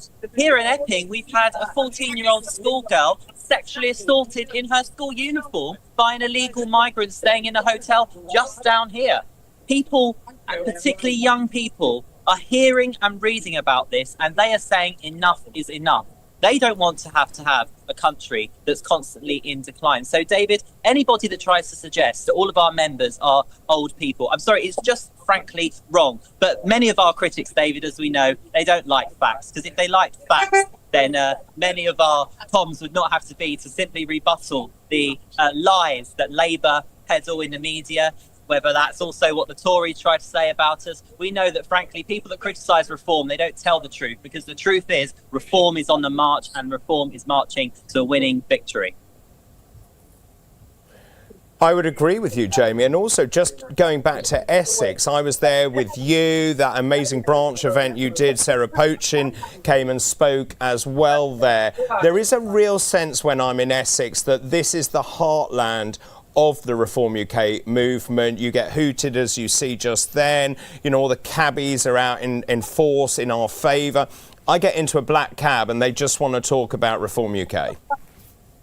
No, you're completely right. And actually, just here in Epping Forest, David, last week, we won a by-election in Buckhurst Hill, which is one of the safest Conservative seats in Essex. And Reform UK won. We had a double win electing 2 councillors. Essex is the heartland for reform, because what reform represents is common sense. And I believe that the phrase common sense probably came from Essex, because Essex is full of entrepreneurs, it's full of working people that get up in the morning, set their alarm.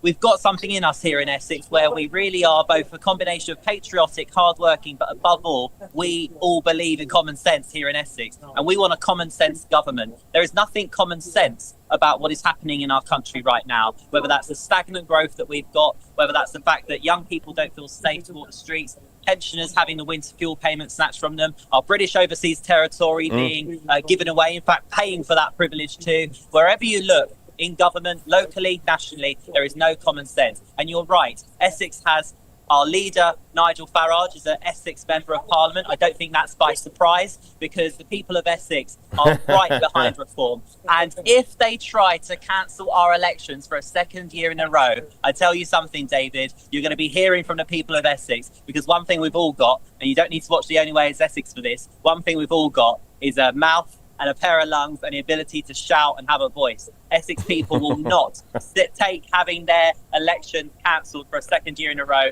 lightly. Quite right. You've got to love Essex. Thank you ever so much, Jamie, for the moment. Now, in his keynote speech at the Labour Party conference, Keir Starmer said that Nigel Farage was not a patriot. Now, I found that incredibly insulting, as many of you did as well. I don't know a more patriotic man than Nigel. He is a man, and let's remember this, who has fought tooth and nail for this country. He is the man that spearheaded the Brexit campaign. He is the man that led us out of the federalist European Union. And Nigel Farage's determination to fight for you and for this country knows no bounds. And when he returned to frontline politics, everything, and I mean everything, changed. Take a look at this. We have a chance of doing something really historic. I came back into politics on the 3rd of June last year because I believe that our country has to be turned around. Because I said that we would get millions of votes. Reform is now in government. And the big shout-out message, and it's very, very clear, is if you vote reform, you get reform. We have the conviction, the love of country, the courage to stand up and say, we are proud of our country. We are proud of its history. We will stand up and defend that to anybody. Reform is now topping a national poll. I've had some great successes in life. I've had plenty of failures. But what I bring to this now is experience. What I bring to this now is passion. I'm not afraid of anything. I believe that reform represents a silent majority in Britain. And when it comes to country, of what a nation is, this is where I do personally want to confront the Prime Minister head on. There's nobody on these issues of sovereignty, on these issues of national self-interest, there is nobody more determined than me. Can we make history? Are you going to be part of it? Thank you very, very much indeed. Wow, look at the energy, the enthusiasm. That's what we do. Reform UK does things properly and with style. Let's go back to County Durham now. Darren Grimes, are you still in the pub on your second pint, are you? I am. David, I'm on my second pint. I tell you, I'll be a new man after this hit, I tell you that. Now, I'm joined by two of our wonderful County Durham councillors and Clive, who I'll introduce in a moment. But Andrew Harrison and Kyle Genner are with me right now. I want to ask the two of you, as veterans to our great nation, do you think actually you feel proud to have served for this country, given the total mess it finds itself in? Absolutely, and before I answer your question, I'd just like to say, as a former member and senior NCO in the Parachute Regiment, how thrilled we are this week that Soldier F has been acquitted in Belfast of all the charges that were put against him by people that just wanted to scapegoat soldiers. So first of all, I'd like to just say how thrilled we are. And secondly, we're very thrilled to be supporting and representing Reform as veterans. I'm the Armed Forces Veterans Champion in Durham. We're doing a lot of exciting and unique things in Durham, and we believe we're going to make a difference to the 23,500 veterans that are residents in our county. Kyle, do you feel the same way? Do you think actually Reform has the best offer for veterans? I mean, that question of feeling pride, I think actually that people like your grandfather, not too dissimilar from the images that are behind you here of an industrial heartland in County Durham, he wouldn't recognise the country today. I agree, Darren, and I actually think you touched on a salient point there. The two sides of the same coin. Veterans, working class communities, they're synonymous with each other. Veterans usually come from working class communities. So I'm proud to be a veteran, and I'm proud of what Reform can do for veterans, but I'm more proud of what we're doing now in places like this, giving people who haven't had a voice for a long time the voice that they should have had and the voice that they can have going forward. So I think two sides of the same coin. I'm proud of both. I think we're doing wonderful work, and I'm excited that we can continue to do it. You were part of actually establishing this establishment as a Reform pub, County Durham's first. What is it that actually made you want to create a community hub in which people could talk about politics? Because they say you should leave politics outside of the pub, don't they? Well, if you come to a place like this, you realise very quickly that politics is not left at the door. It's not. It's all we talk about in here. But why this pub and why this village? This village is called Keller. Just literally 200 metres down the road here is the old pit that was sunk back in the early 1800s. This is one of those places that has been left behind. People in this pub, people in this village, they felt for a long time like they haven't had political representation. And when you speak to the landlady and you speak to the people in this pub, they're so grateful that people like me are now engaging with them and giving them an opportunity to have their voices heard. And that's what it was about for me, allowing places like this to be heard and have the voices projected out into the world. I couldn't agree more with you. And you know, the first time I ever came here, I was crossing this road and a bus driver stopped his bus, and I thought, oh bloody hell, what am I going to get here? And he says, go on Grimesy, keep on going. And I thought, oh well, there we are. We're in the heartlands of the Reform Party right here, right now. Andrew, I have to ask you, you were told that actually you had a contract with the BBC, and you were told after becoming a Reform councillor to sling your hook. That's correct. I worked for several main TV brands over the last 4 or 5 years, including Protection during the riots and a lot of disorder in the UK. As soon as I gave an interview with one of my fellow councillors asking for help for veterans in Durham, my contract ceased the next day, which I was absolutely shocked with. You know, becoming a Reform councillor is trying to help people, and I think I'm doing a great job in Durham at the moment, creating networks and getting a voice heard. We will not be suppressed, and my aim and my vocation at the minute is making sure veterans can be heard. Well said. You know what? I think actually what this stream shows, and the number of people tuning in to support reform on this Action Day, shows that actually we don't need the BBC. We don't need the lectures that we are forced to pay for through their coercive licence tax. So well said, Andrew. You don't bloody well need them, I'll tell you that. Clive, I've got to bring you in now. I'm putting you on the spot. You are the chair of this branch, a beautiful branch representing many patriotic parts of this county. Now, I've got to ask you, how many people have you signed up today? I'm putting you on the spot, I'm afraid. To my last knowledge, it was about 248. We're doing very, very well. We are so pleased with the way that we're going. We're producing common sense, we're showing integrity, we're showing honesty, and we're showing the truth. And this is what I feel this country now needs, instead of what Starmer has produced in the last week. I mean, I can't understand how we could even steal the leader after the China thing, the children in being abused, and it's just absolutely not amazing. I just can't believe it. It is. Thank you so much for what you're doing, because actually I think what we're showing here in County Durham is that actually you can bring about change through politics. I think many people, David, have felt thoroughly disaffected and wanted to go into apathy actually over delivery, of actually trying to make change. Reform has given people a view and a voice for the first time in my lifetime. You know, I was put on this planet in 1993. What we've seen by then is nothing other than political treachery by the elites, and I think we are the first break in that link, and we're able to actually bring about change. So we need you to join Reform, David, and again, thank you so much to all the activists out there, not just in County Durham, but up and down this great country of ours. Very well said, Darren. Very salient and very sage indeed. Darren Grimes there up in County Durham.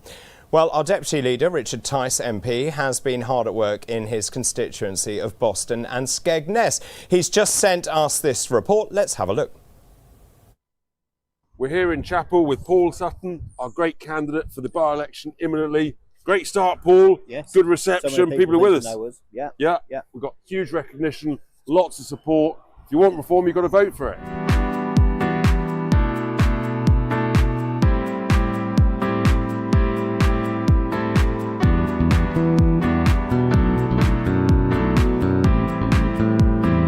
We're out and about. It's a beautiful day campaigning for Paul Sutton in the by-election. Thursday, the 13th of November. Getting a great response. People want change, and they want to know, Paul, that you're going to act really sensibly, work hard, and it's all happening, isn't it? Yes, we're here in Chapel today. Hopefully, we're going to meet some residents and push reform forward. We're absolutely right, and we understand local issues that are of real concern to people. People are furious about the waste of money on daft schemes, irrelevant virtue signalling schemes. We'll focus on what actually really matters.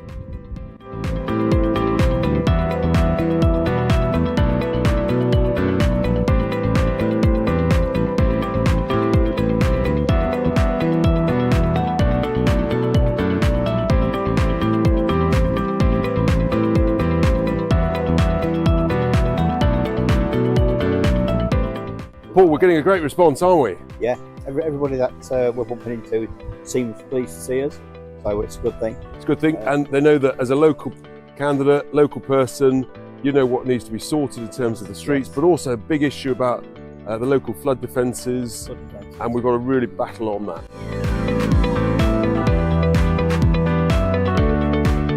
Incredible response we're getting here, Paul, and what a great spot. Sun's out, people are concerned about the flood defences, they're concerned about the streets, antisocial behaviour. The Environment Agency are classing this area as a floodplain, and problem is... But actually we've got lots of residents, it's restricting people's ability to stay here full year round, some are, some aren't, but actually with new technology we should be able to change that. It just requires a more can-do, constructive, pro-growth agenda. Yeah. But what a spot. I mean, that woman we spoke to a few minutes ago, I mean, she was in a caravan for 6 months of the year here in Chapel. Yeah. And because that's a holiday caravan, she has to move out. Yeah, but everyone here can stay here all the year round. Doesn't make any sense. Great spot.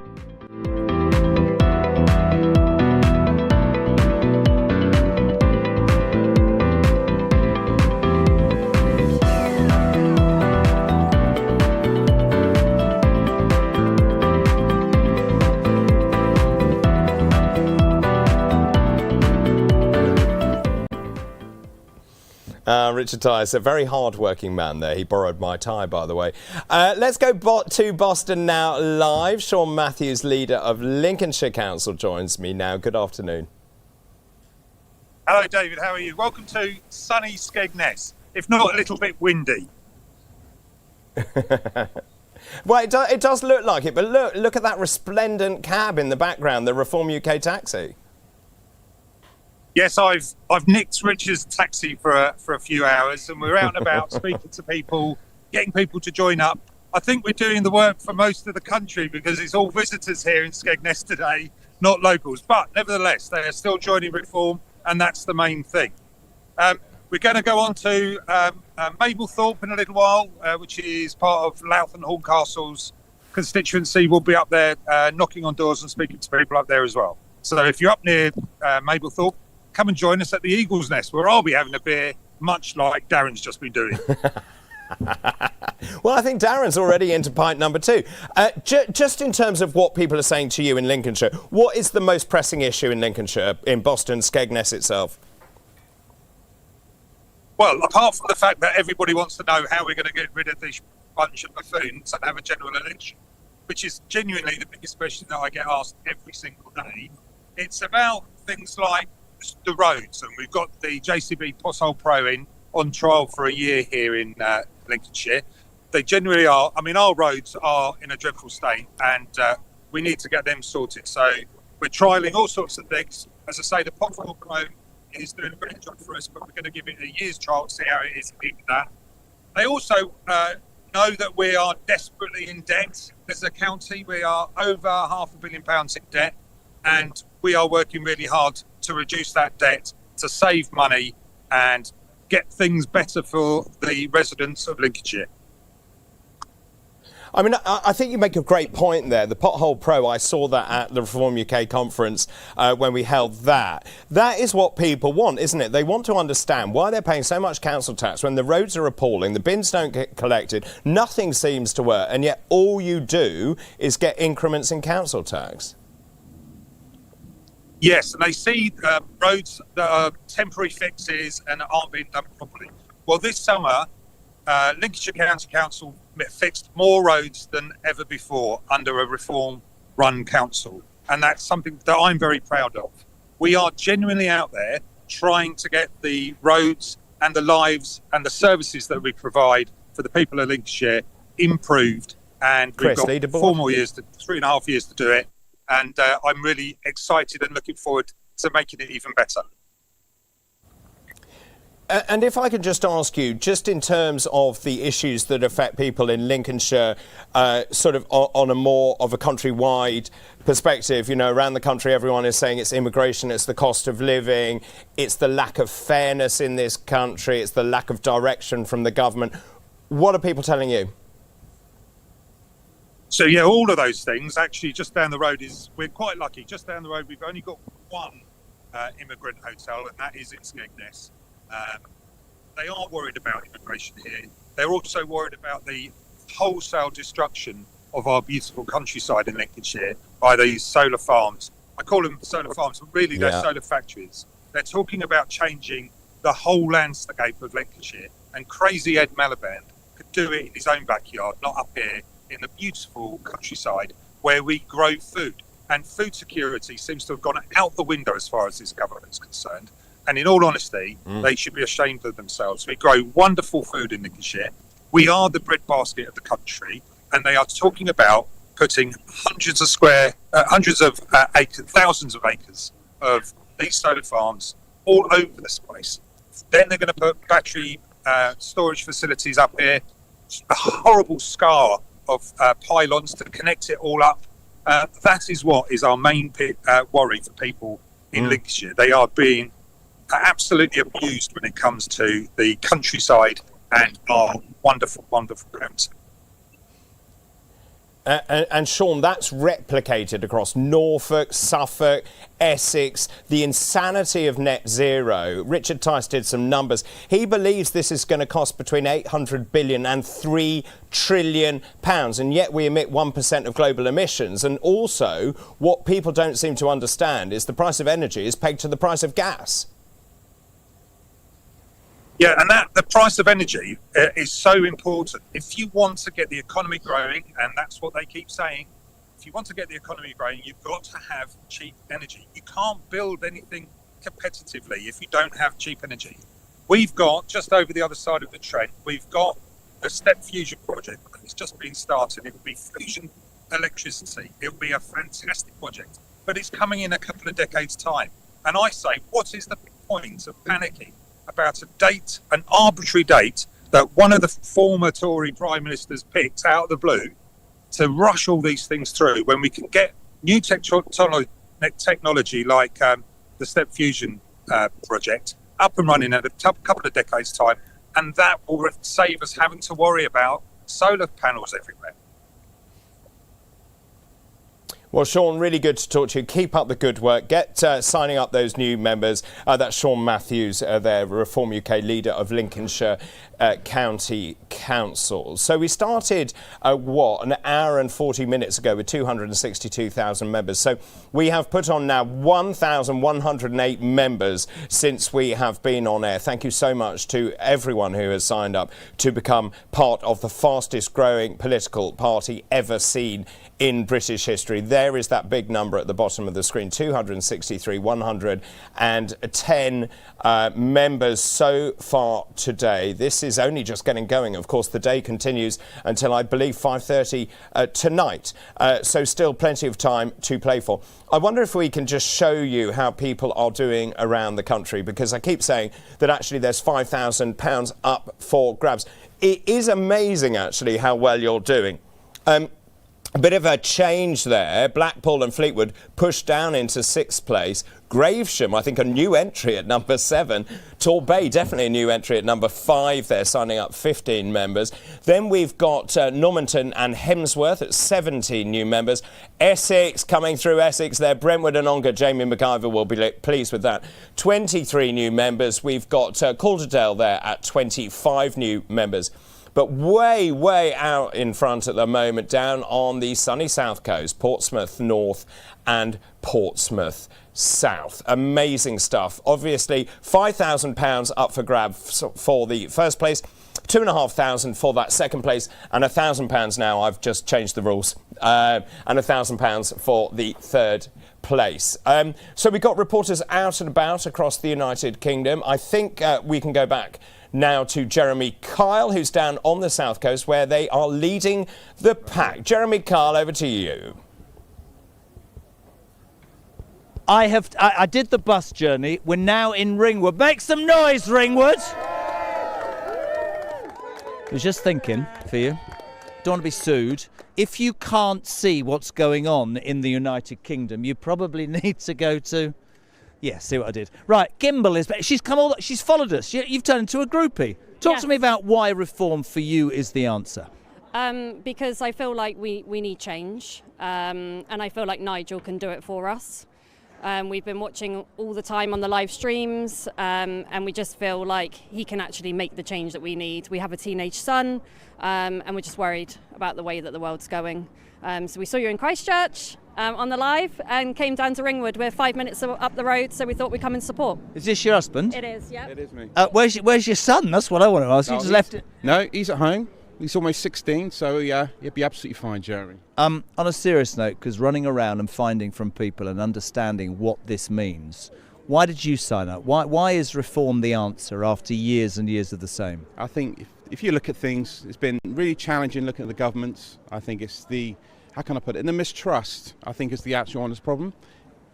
Farage and obviously Lee Anderson and Tyson and things of that nature, they're very truthful. They give you an honest answer, and I think for me, as the voting public, that's all they want. They just want the truth. And if they can't answer the question, say you can't answer it and give the reason why. Don't give a typical politician's answer of not answering the question. And for me, that creates a problem. So Farage, good luck to him. I hope he succeeds in the coming years. And any tips for a successful marriage, 20 years? I don't know. flowers, just like that gentleman over there. Yeah, he bought some flowers. Thank you very much indeed. Right, come. What's your name, my friend? Vernon. Vernon. Now, this is an interesting man, not just because of his jacket. We talked about that. Yeah. Conservative voter who said Used you'll to never be. vote. Why? Never again. I don't like their policies no more. They're not honest. And Farage is going to be honest, isn't he? When you say, when people talk about Nigel Farage, they always say either like he's going to save the world or he's a disgrace. Why do you believe reform is the answer? Why is Nigel Farage the answer? He seems like a really decent, honest chap. Time to give somebody else a chance, right? Give somebody else a chance. I've had enough of every other politician in this country lying. Good man. to us. Well, we've signed this wonderful clip. Thank yeah. you. All right, okay. Nice to meet you, my friend. nice to Are meet you? you. Where's that other? Oh, right. We're going back into Cafe Nero. I should have been sponsored by Cafe Nero, to be honest. This isn't even a joke. I'm looking for Linda. Where's Linda? Linda, I've come to you. Hello, sir. How are you? Looking for Linda. How are you? Had your tea cake? It's lovely, toasted. Yeah. You came out to us and you said that you and your husband and people you know really believe that reform is a game changer. Why? Because we need it. This country's really gone down. It's leaving all the pensioners behind, hospitals behind, our heroes and everything. I mean, in Bournemouth this week, they've announced they've put 40 pods up for the homeless. They shouldn't be putting pods up for the homeless, not when we are supporting all these illegal people coming in and putting them in hotels. It's not fair. Do you think that it's about priorities and it's about believing and fairness? That's my word. It doesn't seem, if you've lived and worked in this country for quite a while, that you seem to get treated fairly. Do you know what I mean? No, you don't get treated fairly at all in this country. I mean, when you see people that they don't know whether to eat or to heat the homes, that's not fair. They've worked all their lives. They've even fought for the country. Well, I have to say, I don't know about you, but the way we treat our veterans, to me, is It's awful. I mean, they're on the streets. They shouldn't be on the streets. They shouldn't be in pods. They should have proper homes to live in. They should have pensions to do it, instead of taking it all away. Like, I'm one of the women that was lost on the pension. I mean, this country owes so much money to the post office people, the pensioners, the hospitals, everything. Nothing's fair anymore. What do you say to the people that say reform policies are it's just shouting from the rooftops? Because going around on a day like this, we've just been across the south coast, you just get the feeling that there is something happening. You really do. Yeah, I mean, people, I think, are losing faith in living. Because it doesn't matter what they do, whether they work, whether they help people. This government's just take, and no give. And Couldn't agree. It's not fair. Is this the husband? Well, no. Done that once before. Just the partner. The toy boy? Yeah. You got a toy boy? Yeah. How are you, toy boy? Oh, very well, thank you. Big reform fan? I am, and I'll be signing up today. Good man. What's your name? Tony Janito. Right, Tony, he's signing up. Right, thank you. Look, enjoy your tea cake. Everybody's having some.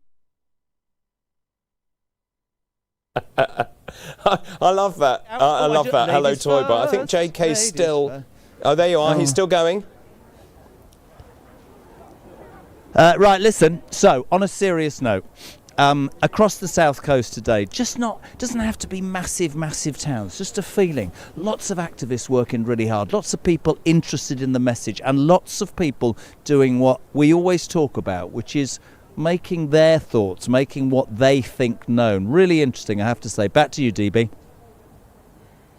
Thanks, JK. Really good stuff, actually. Amazing to hear from people talking about the issues that really matter to them. I've mentioned this a number of times during this broadcast, but immigration is the #1 issue for voters, and that is illegal and legal migration as well. Now, if you remember, of course, the Prime Minister Keir Starmer keeps promising to smash the gangs. We are sick and tired of hearing the same expression.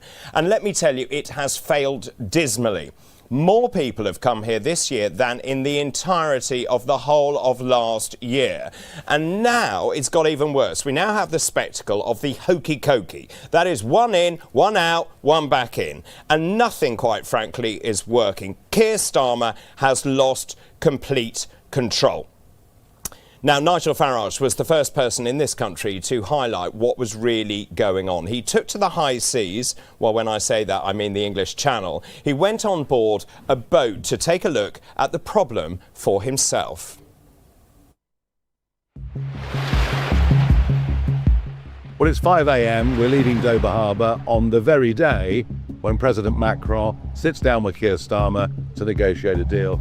Interestingly, we're also 9 years on from Brexit, where we voted very clearly to take back control of our borders. He's trying to do a deal with the French where they will get the upper hand. Anyway, we're going into the Channel on this very day. We know of one dinghy that's launched already. We'll go and see what we can find. And it's the usual drill. A dinghy has left the French beaches, been escorted over by the French Navy, and if we turn around we can see the Border Force vessel, and he's now waiting on the 12-mile line for the handover. Bear in mind, we've given the French 800 million quid since 2014, and still their Navy hands over migrant boats. Looks to be about 70 people in the boat. It's lying very low in the water. We've looked through the binoculars. The French Navy have now stopped, and this boat is right on the edge of French and British waters, and Border Force are waiting just behind me. It's interesting. We're literally watching one government politely handing over to another government. 78 people on that rib, one woman, 3 kids, and 74 young adult males whose identity we do not know. If this is not a national security emergency, I don't know what is.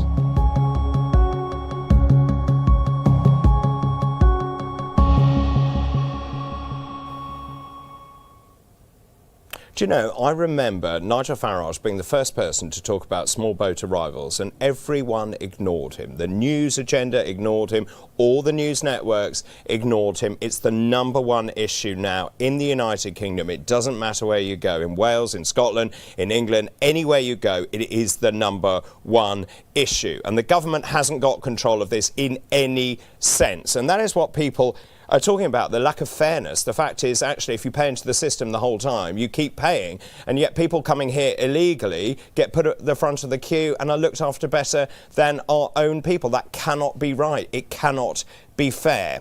Let's go back to Darren Grimes now in County Durham. Hello, Darren. Third pint, is it? Hello, David. No, I'm still on my second. Honestly, I'm keeping my powder dry. But actually, we need to ask everyone, have yous all joined Reform?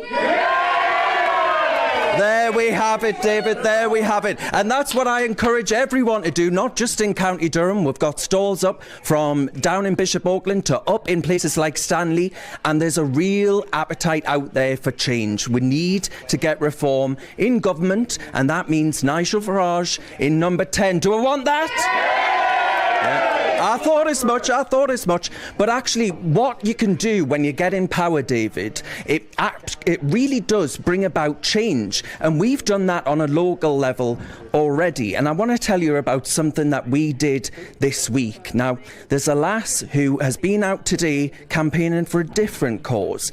And it's a cause called Myers Law. Now, we passed a motion at our council this week showing what we can do as Reform in power.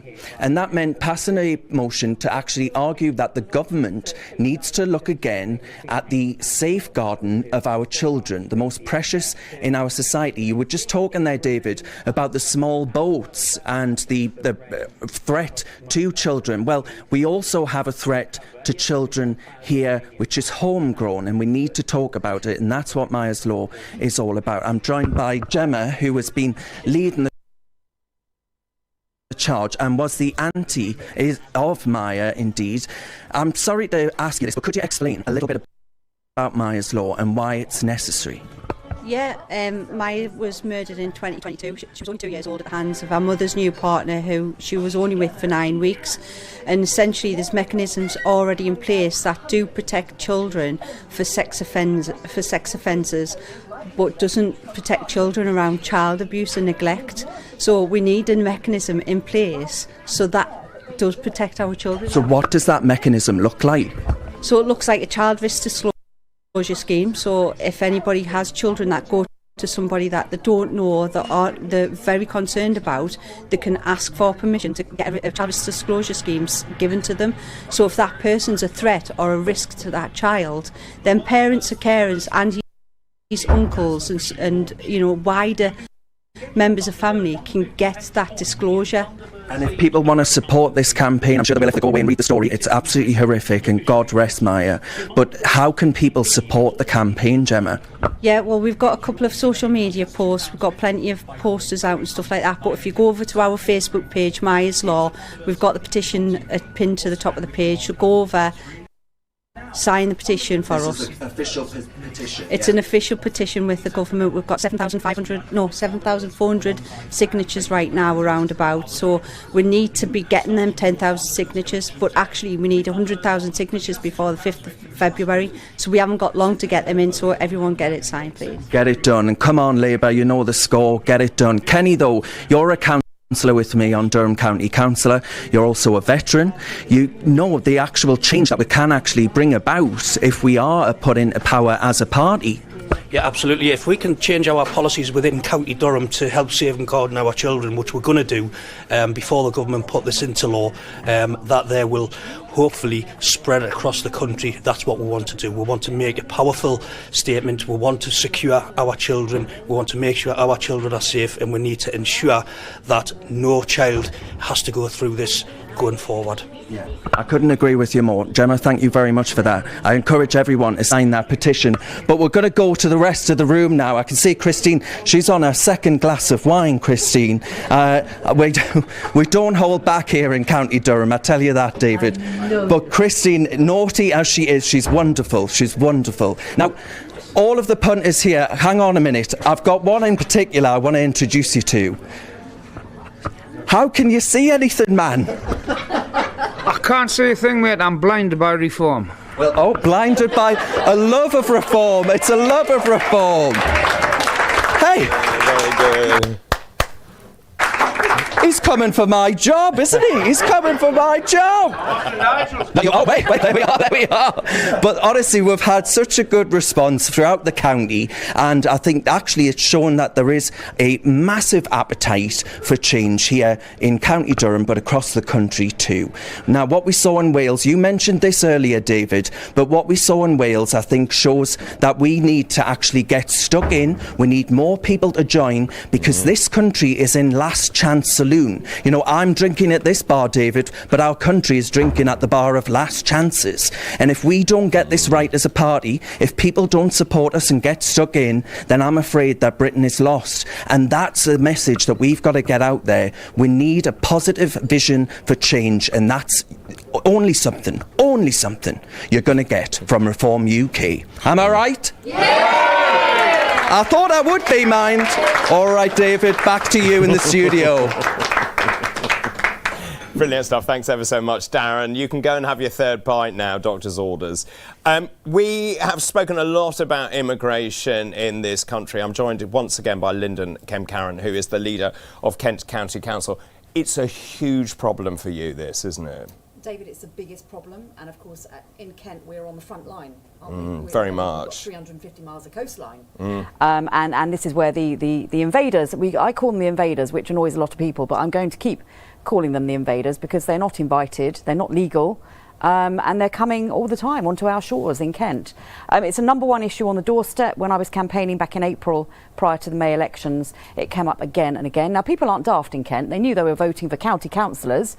We have no control over immigration policy, but what they needed was somebody to start making a fuss on their behalf, and that's what my members and I have been doing since we got elected. And you've had this influx of illegal migrants through Kent. Where do they go? And also, what's the impact on the local communities? Because obviously, and what I'm seeing, certainly, and I can only talk about East Anglia, is that I'm seeing the high street absolutely rammed with people who aren't from this country, that don't speak any English, and actually people are frightened to go into those areas because of the influx of illegal migrants who are just left to roam. Yeah, the problem is quite complex. We've got the arrivals that we know about, the ones that are picked up on cameras at Dover, coming off the boats, being escorted by Border Force into detention centres to be processed. But there are also the ones we don't know about. Now, we've got a stretch of shoreline around Dungeness. Now, that became famous a few years ago for residents seeing boats come up, you know, on a moonlit night. They'd see a dinghy come up the beach. The people would jump off, take off their life jackets and literally disappear off. Residents would see them running past their doors and windows. I mean, that's like something out of a book, isn't it? You couldn't make this up. So there's that problem. There's also the safety aspect. I've been very vocal in Kent County Council about the fact that we know now for a fact that foreign-born nationals, illegal migrants, asylum seekers are proportionally more likely to present a threat to women and girls. You know, they are proportionally more likely to commit sexual and violent crimes against women and girls. We know that. The figures are starting to come out, thank goodness. That's becoming talked about in the mainstream media. There are a few town centres and high streets in Kent where people no longer go after dark because it is full up with people hanging around. Because, of course, the government may have closed the asylum hotels, but where are they putting them? Because the numbers aren't going down. They're putting them into smaller guest houses, HMOs, flats, you know, in the middle of communities. Now, I've put pressure on the Home Office. I joined with my fellow Reform Council leaders to write to the Home Secretary to demand greater transparency, because the Home Office is sorting out all these contracts with HMO owners, guest houses, hotels. We don't get prior notice. So, we can't plan on a county level. We have no knowledge. Our residents are often finding out via social media, which is the most dangerous way of finding something out, because you can't really fact check it. Tensions are running high. We've seen a lot of civil unrest in Epping over the summer, and it looks like it's about to start again because this chap has been released from prison early. Mistakenly. He ran off, didn't he? He ran off, exactly. So, you know, it is not a great place to be at the moment, and I wanted to prevent Kent from becoming little hotspots of civil unrest. So I wanted a plan. I wanted to know where these people were going to be put. And of course, we've heard nothing back from the Home Office. Do you have any confidence the government will get control of this? No, none whatsoever. We've got a Prime Minister with no backbone. He doesn't know what he believes in. We've just seen Lucy Powell elected as deputy leader of the Labour Party. She's just made a speech. You won't have seen it because you've been on air. She's just made a speech saying that immigration is not to blame for the problems we are facing in society. I might just say that again and watch the membership ticker go up. Lucy Powell has just said immigration is not to blame for many of the problems in society. That is going to incense people around the country. Absolutely, absolutely. And the people in Kent, I know, are probably throwing things at their TV right now because it is clearly to blame for a lot of society's problems. That is not racist to say that. It is practical. In Kent, we have a lot of green belts. Why is she saying that? Why is she saying that? Is she saying that because she truly believes it? Is she saying it because she wants to somehow appeal to a certain voter?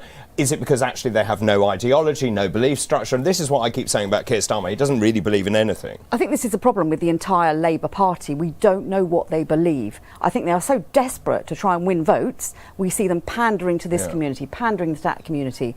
I have no idea why she would say that. Maybe she does believe it, which is worrying. If she doesn't believe it, but she's just saying it to get votes, equally worrying for a different reason. But, you know, in Kent, the pressure on housing is huge. We have proposed developments of over 8,000 houses due to go on prime agricultural greenbelt land.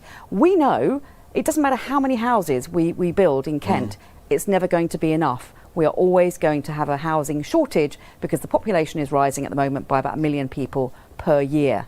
Jeepers. Per year. We're never going to build enough houses. No matter what the targets are, we have to get a grip on immigration before we can do anything else. Yeah, absolutely. Lyndon, so good to talk to you. And of course, Kent, very close to my heart. I was born in Kent. Were you? And I can also tell you, Nigel Farage was born in Kent. Yes, we knew about Nigel. We didn't know about you. And in fact, Nigel and I were born in the same hospital. No. Yeah, and they knocked it down the minute we were born. Lyndon, really good to talk to you. Thank you very much indeed. Lyndon Kemp-Carran there, the leader of Kent County Council. Now, I promised you more members of Parliament, fabulous members of Parliament. It's time to go over to Runcorn now, Runcorn and Helsby, to talk to the wonderful Sarah Pochin, a Member of Parliament. Good afternoon, Sarah. Hi, David. I can't believe it's taken you so long to get your cameras up here in Runcorn, where we are at the moment, on this gorgeous afternoon. But we've had a fabulous day here and we're still at it. We've got loads of our activists out on the streets in Frodsham and out here in Runcorn. So I've managed to pull a few together from their leaflet delivering and talking to members of the public, just to talk to you now in front of our gorgeous, iconic bridge. Look at that, lit up by the sun. Sarah, if I was to tell you, we started today, what? Can you hear me now? We started, a couple of hours ago at 262,000 members. We've now gone up to 263,182. So over 1,000 members have joined us. I think hearing about Lucy Powell, as Lyndon says, we're going to see that ticker go up. Are you surprised to see that number of people joining the party?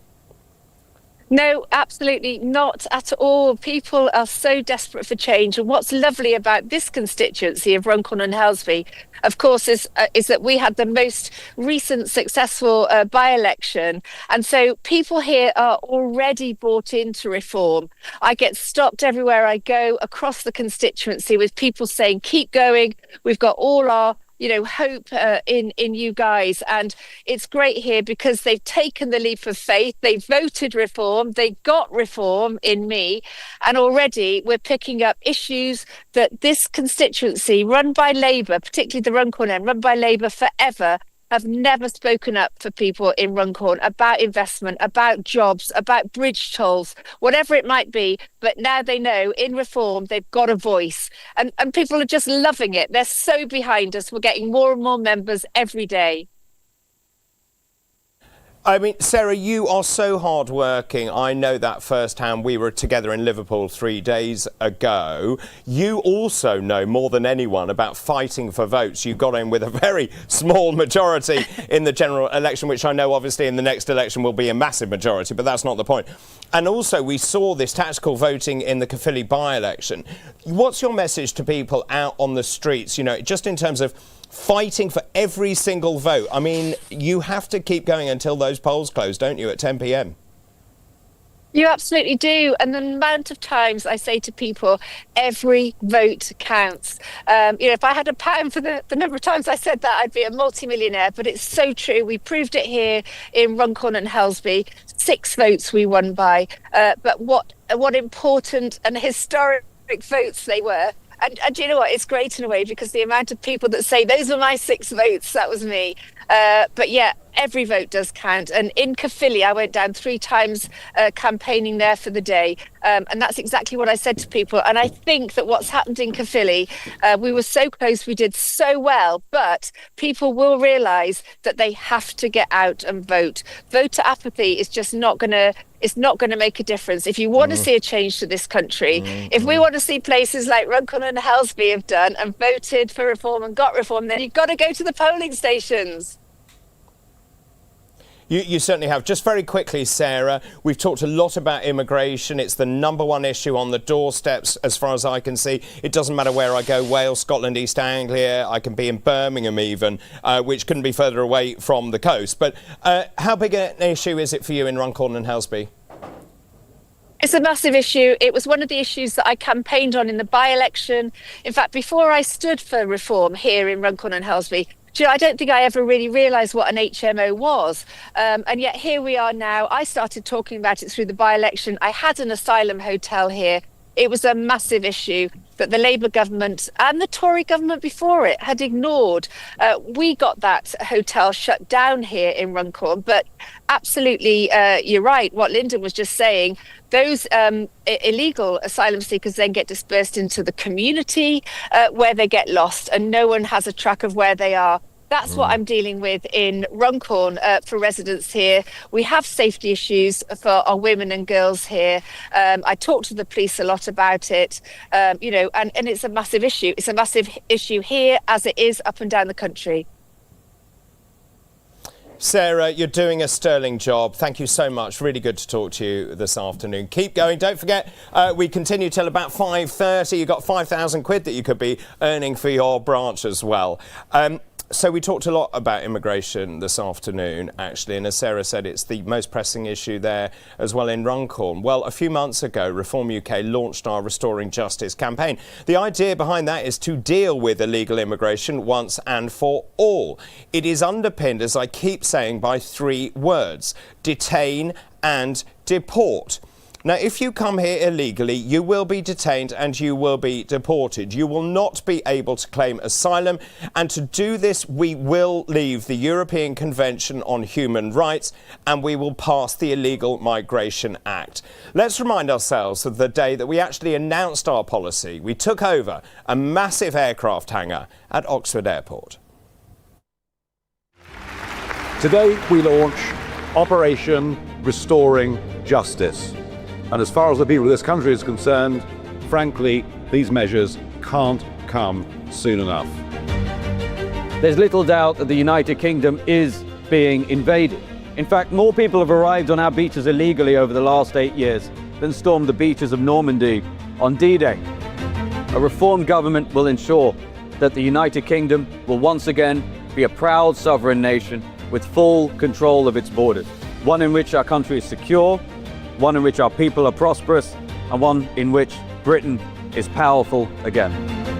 And so in early 2020, I repeatedly went out into the English Channel, filming what was going on, saying you may as well put a sign on the White Cliffs of Dover saying everyone welcome, and unless we start deporting people, I predicted this would turn into, and yes, I used the word, invasion.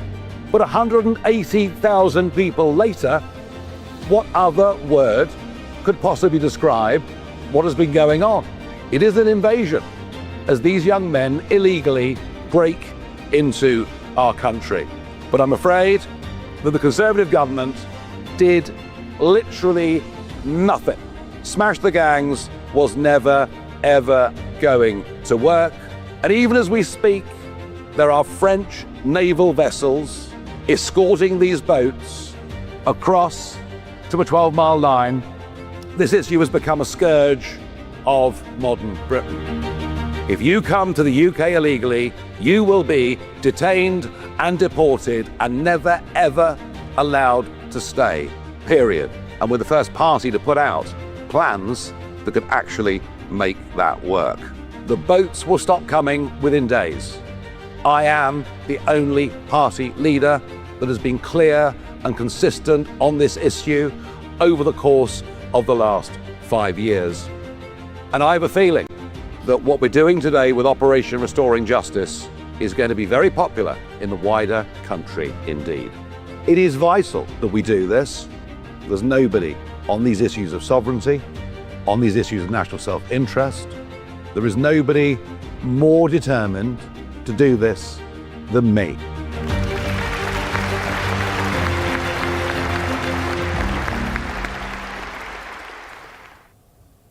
Nobody more determined than Nigel Farage, and that is why he will make a brilliant Prime Minister when and if he is elected. We've been to Scotland already this afternoon. Let's go to Wales now. I'm delighted that I can say hello to Laura Ann Jones. Good afternoon, Laura Ann. Hello, Mr. Chairman. How are you doing? Very well, very well. How are you doing?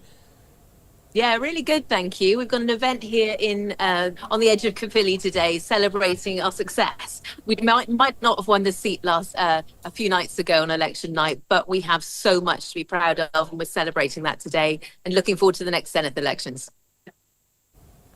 Well, actually, look, the way I keep looking at this, we did amazingly well. Yes, you're right, we didn't win it, but we went from 1.7% to 36%. Now, you show me any other party that has that kind of meteoric ascendancy, because I don't believe anyone has ever done that before.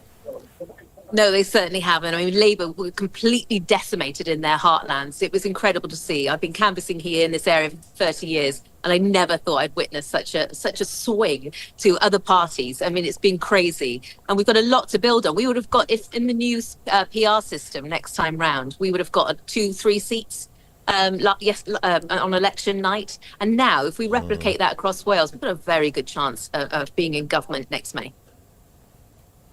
Now, I'm totally convinced that actually it was that poll, the MRP poll that came out, 2-3 days before the election itself, that skewed it, because it showed we were significantly in the lead at 42%, Plaid was at 38%.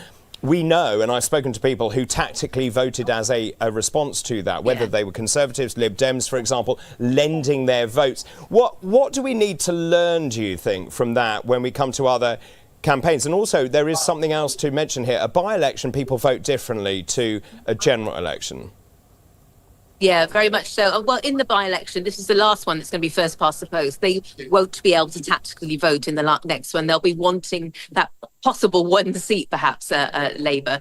And then they won't want to be lending their votes out, and they won't be saying tactically vote next time. So that's going to make a huge difference to us. Plus, we haven't even released our manifesto yet here in Wales. We've got so much to go forward, and the trajectory is only up.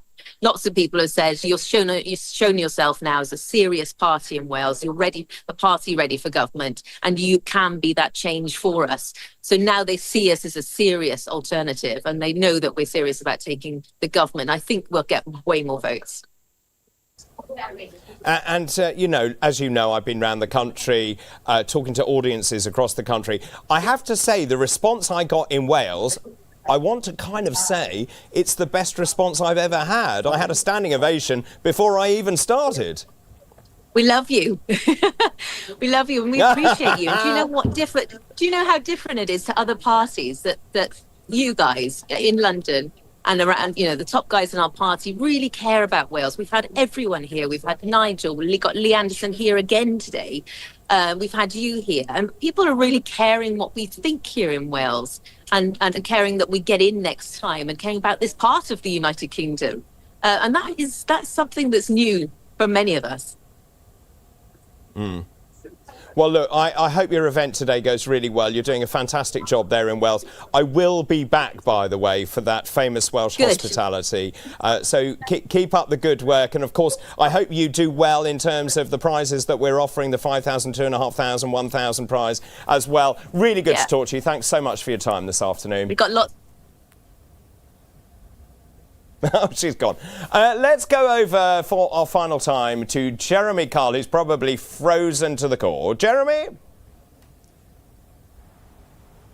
I actually am not. You know what, DB, or Mr. Chairman, as you should be called? Fascinating afternoon. When you sit and you do what I do and you read all the newspapers, you wonder, you know, this vibe that people are talking about, that's children, probably mine. You wonder whether it's true. Coming out the streets today across the south coast, Christchurch, the villages in between, and here in Ringwood, there is a real buzz. And I have to say that it's been fascinating asking people why reform makes a difference and what it means to them. And they're all standing up, they're all taking pictures, and the cars are bleeping, which is fantastic. So this is brilliant. Watch this. Sorry to disturb you.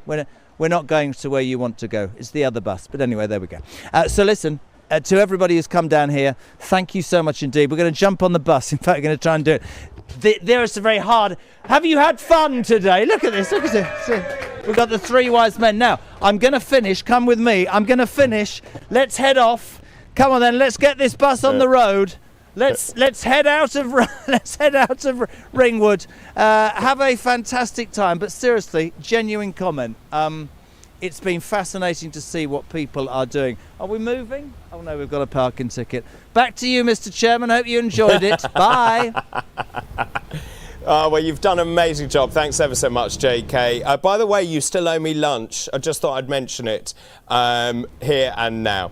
Now, before we go back up to Durham to catch up finally with Darren, I want to show you some highlights from this year's party conference at the NEC.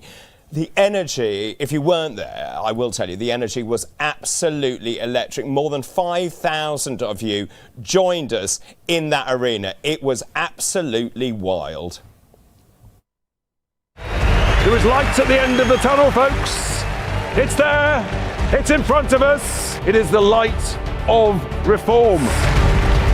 More by-elections will come, and we will win each and every one of them. Britain, under Nigel's premiership, and based on our principles of family, community and country, will be great again. It's incredible, the size, the scale, the energy, the enthusiasm, the excitement, the hope. Do you want to make the United Kingdom great again? Would you like to see Nigel Farage as our next Prime Minister? Then welcome welcome him to the stage. Thank you. Good afternoon, conference. I really believe it's been the most incredible conference. The big word that comes out of it is energy. The energy has been unbelievable. The enthusiasm has been extraordinary. You are the people's army. Thank you, everybody. Thank you to the team. Thank you to you for all being here. I've had a fantastic conference. I really am honoured to be doing this job with your enthusiasm, encourage, love and support. And can I just say how proud I am to lead a movement like this. Thank you.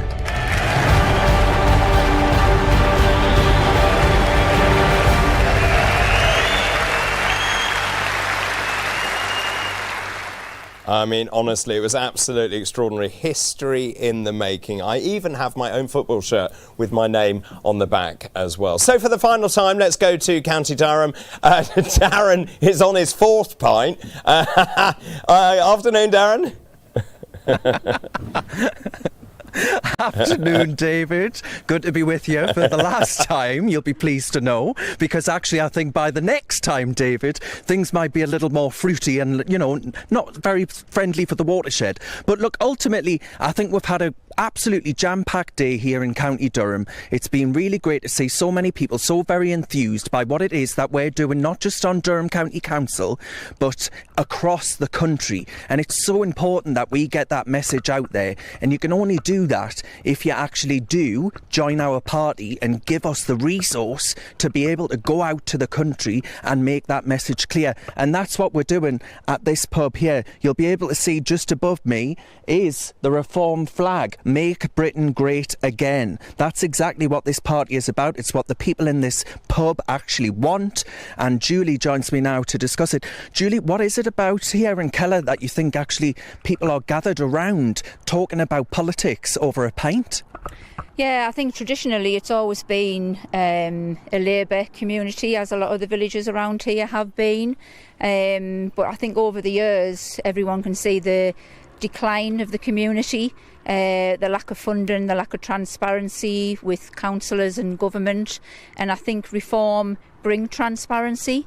And I think people just want to know the facts, be told the facts, and then be allowed to make whatever decision they want themselves. So I think that's the good thing for reform, and everyone should get behind reform. One issue is that in our deprived communities, Labour, through Yvette Cooper, or what it was Yvette Cooper, it's now Shabana Mahmood, who actually is forcing immigrants on areas like this because there are more deprived areas, and it means cheaper housing. I don't know about you, but I am sick to my back teeth of our communities being used as dumping grounds for Labour's migration problem. Yeah, totally. And I mean, Keller's a very friendly, welcoming village, as a lot of the villages are around here, but I totally agree with that. And we just feel that we don't have a voice anymore. No one asks us what we think about this. We don't have any say in any of it, and hopefully we feel that if you vote reform, that reform will give us a choice. And you know what struck me? You go up there, there's a war memorial. You go down here, there are pit memorials. Actually, the fact is, in the pit memorials, we're celebrating the rich inheritance that's been handed down to us of industry, of jobs, of all these other things. The war memorial of what people, good people in County Durham, fought and died for to protect. And I worry, especially when Starmer's banning votes taking place next year, because he knows that reform would do very well in them up and down the country, as we did here in County Durham, that actually we're losing what people fought for and what people actually built in Britain. Yeah, and that's the lifeblood blood of the communities like this. This is what the community is proud of, our heritage. And what our forefathers brought to the communities, and you can just see the erosion of it.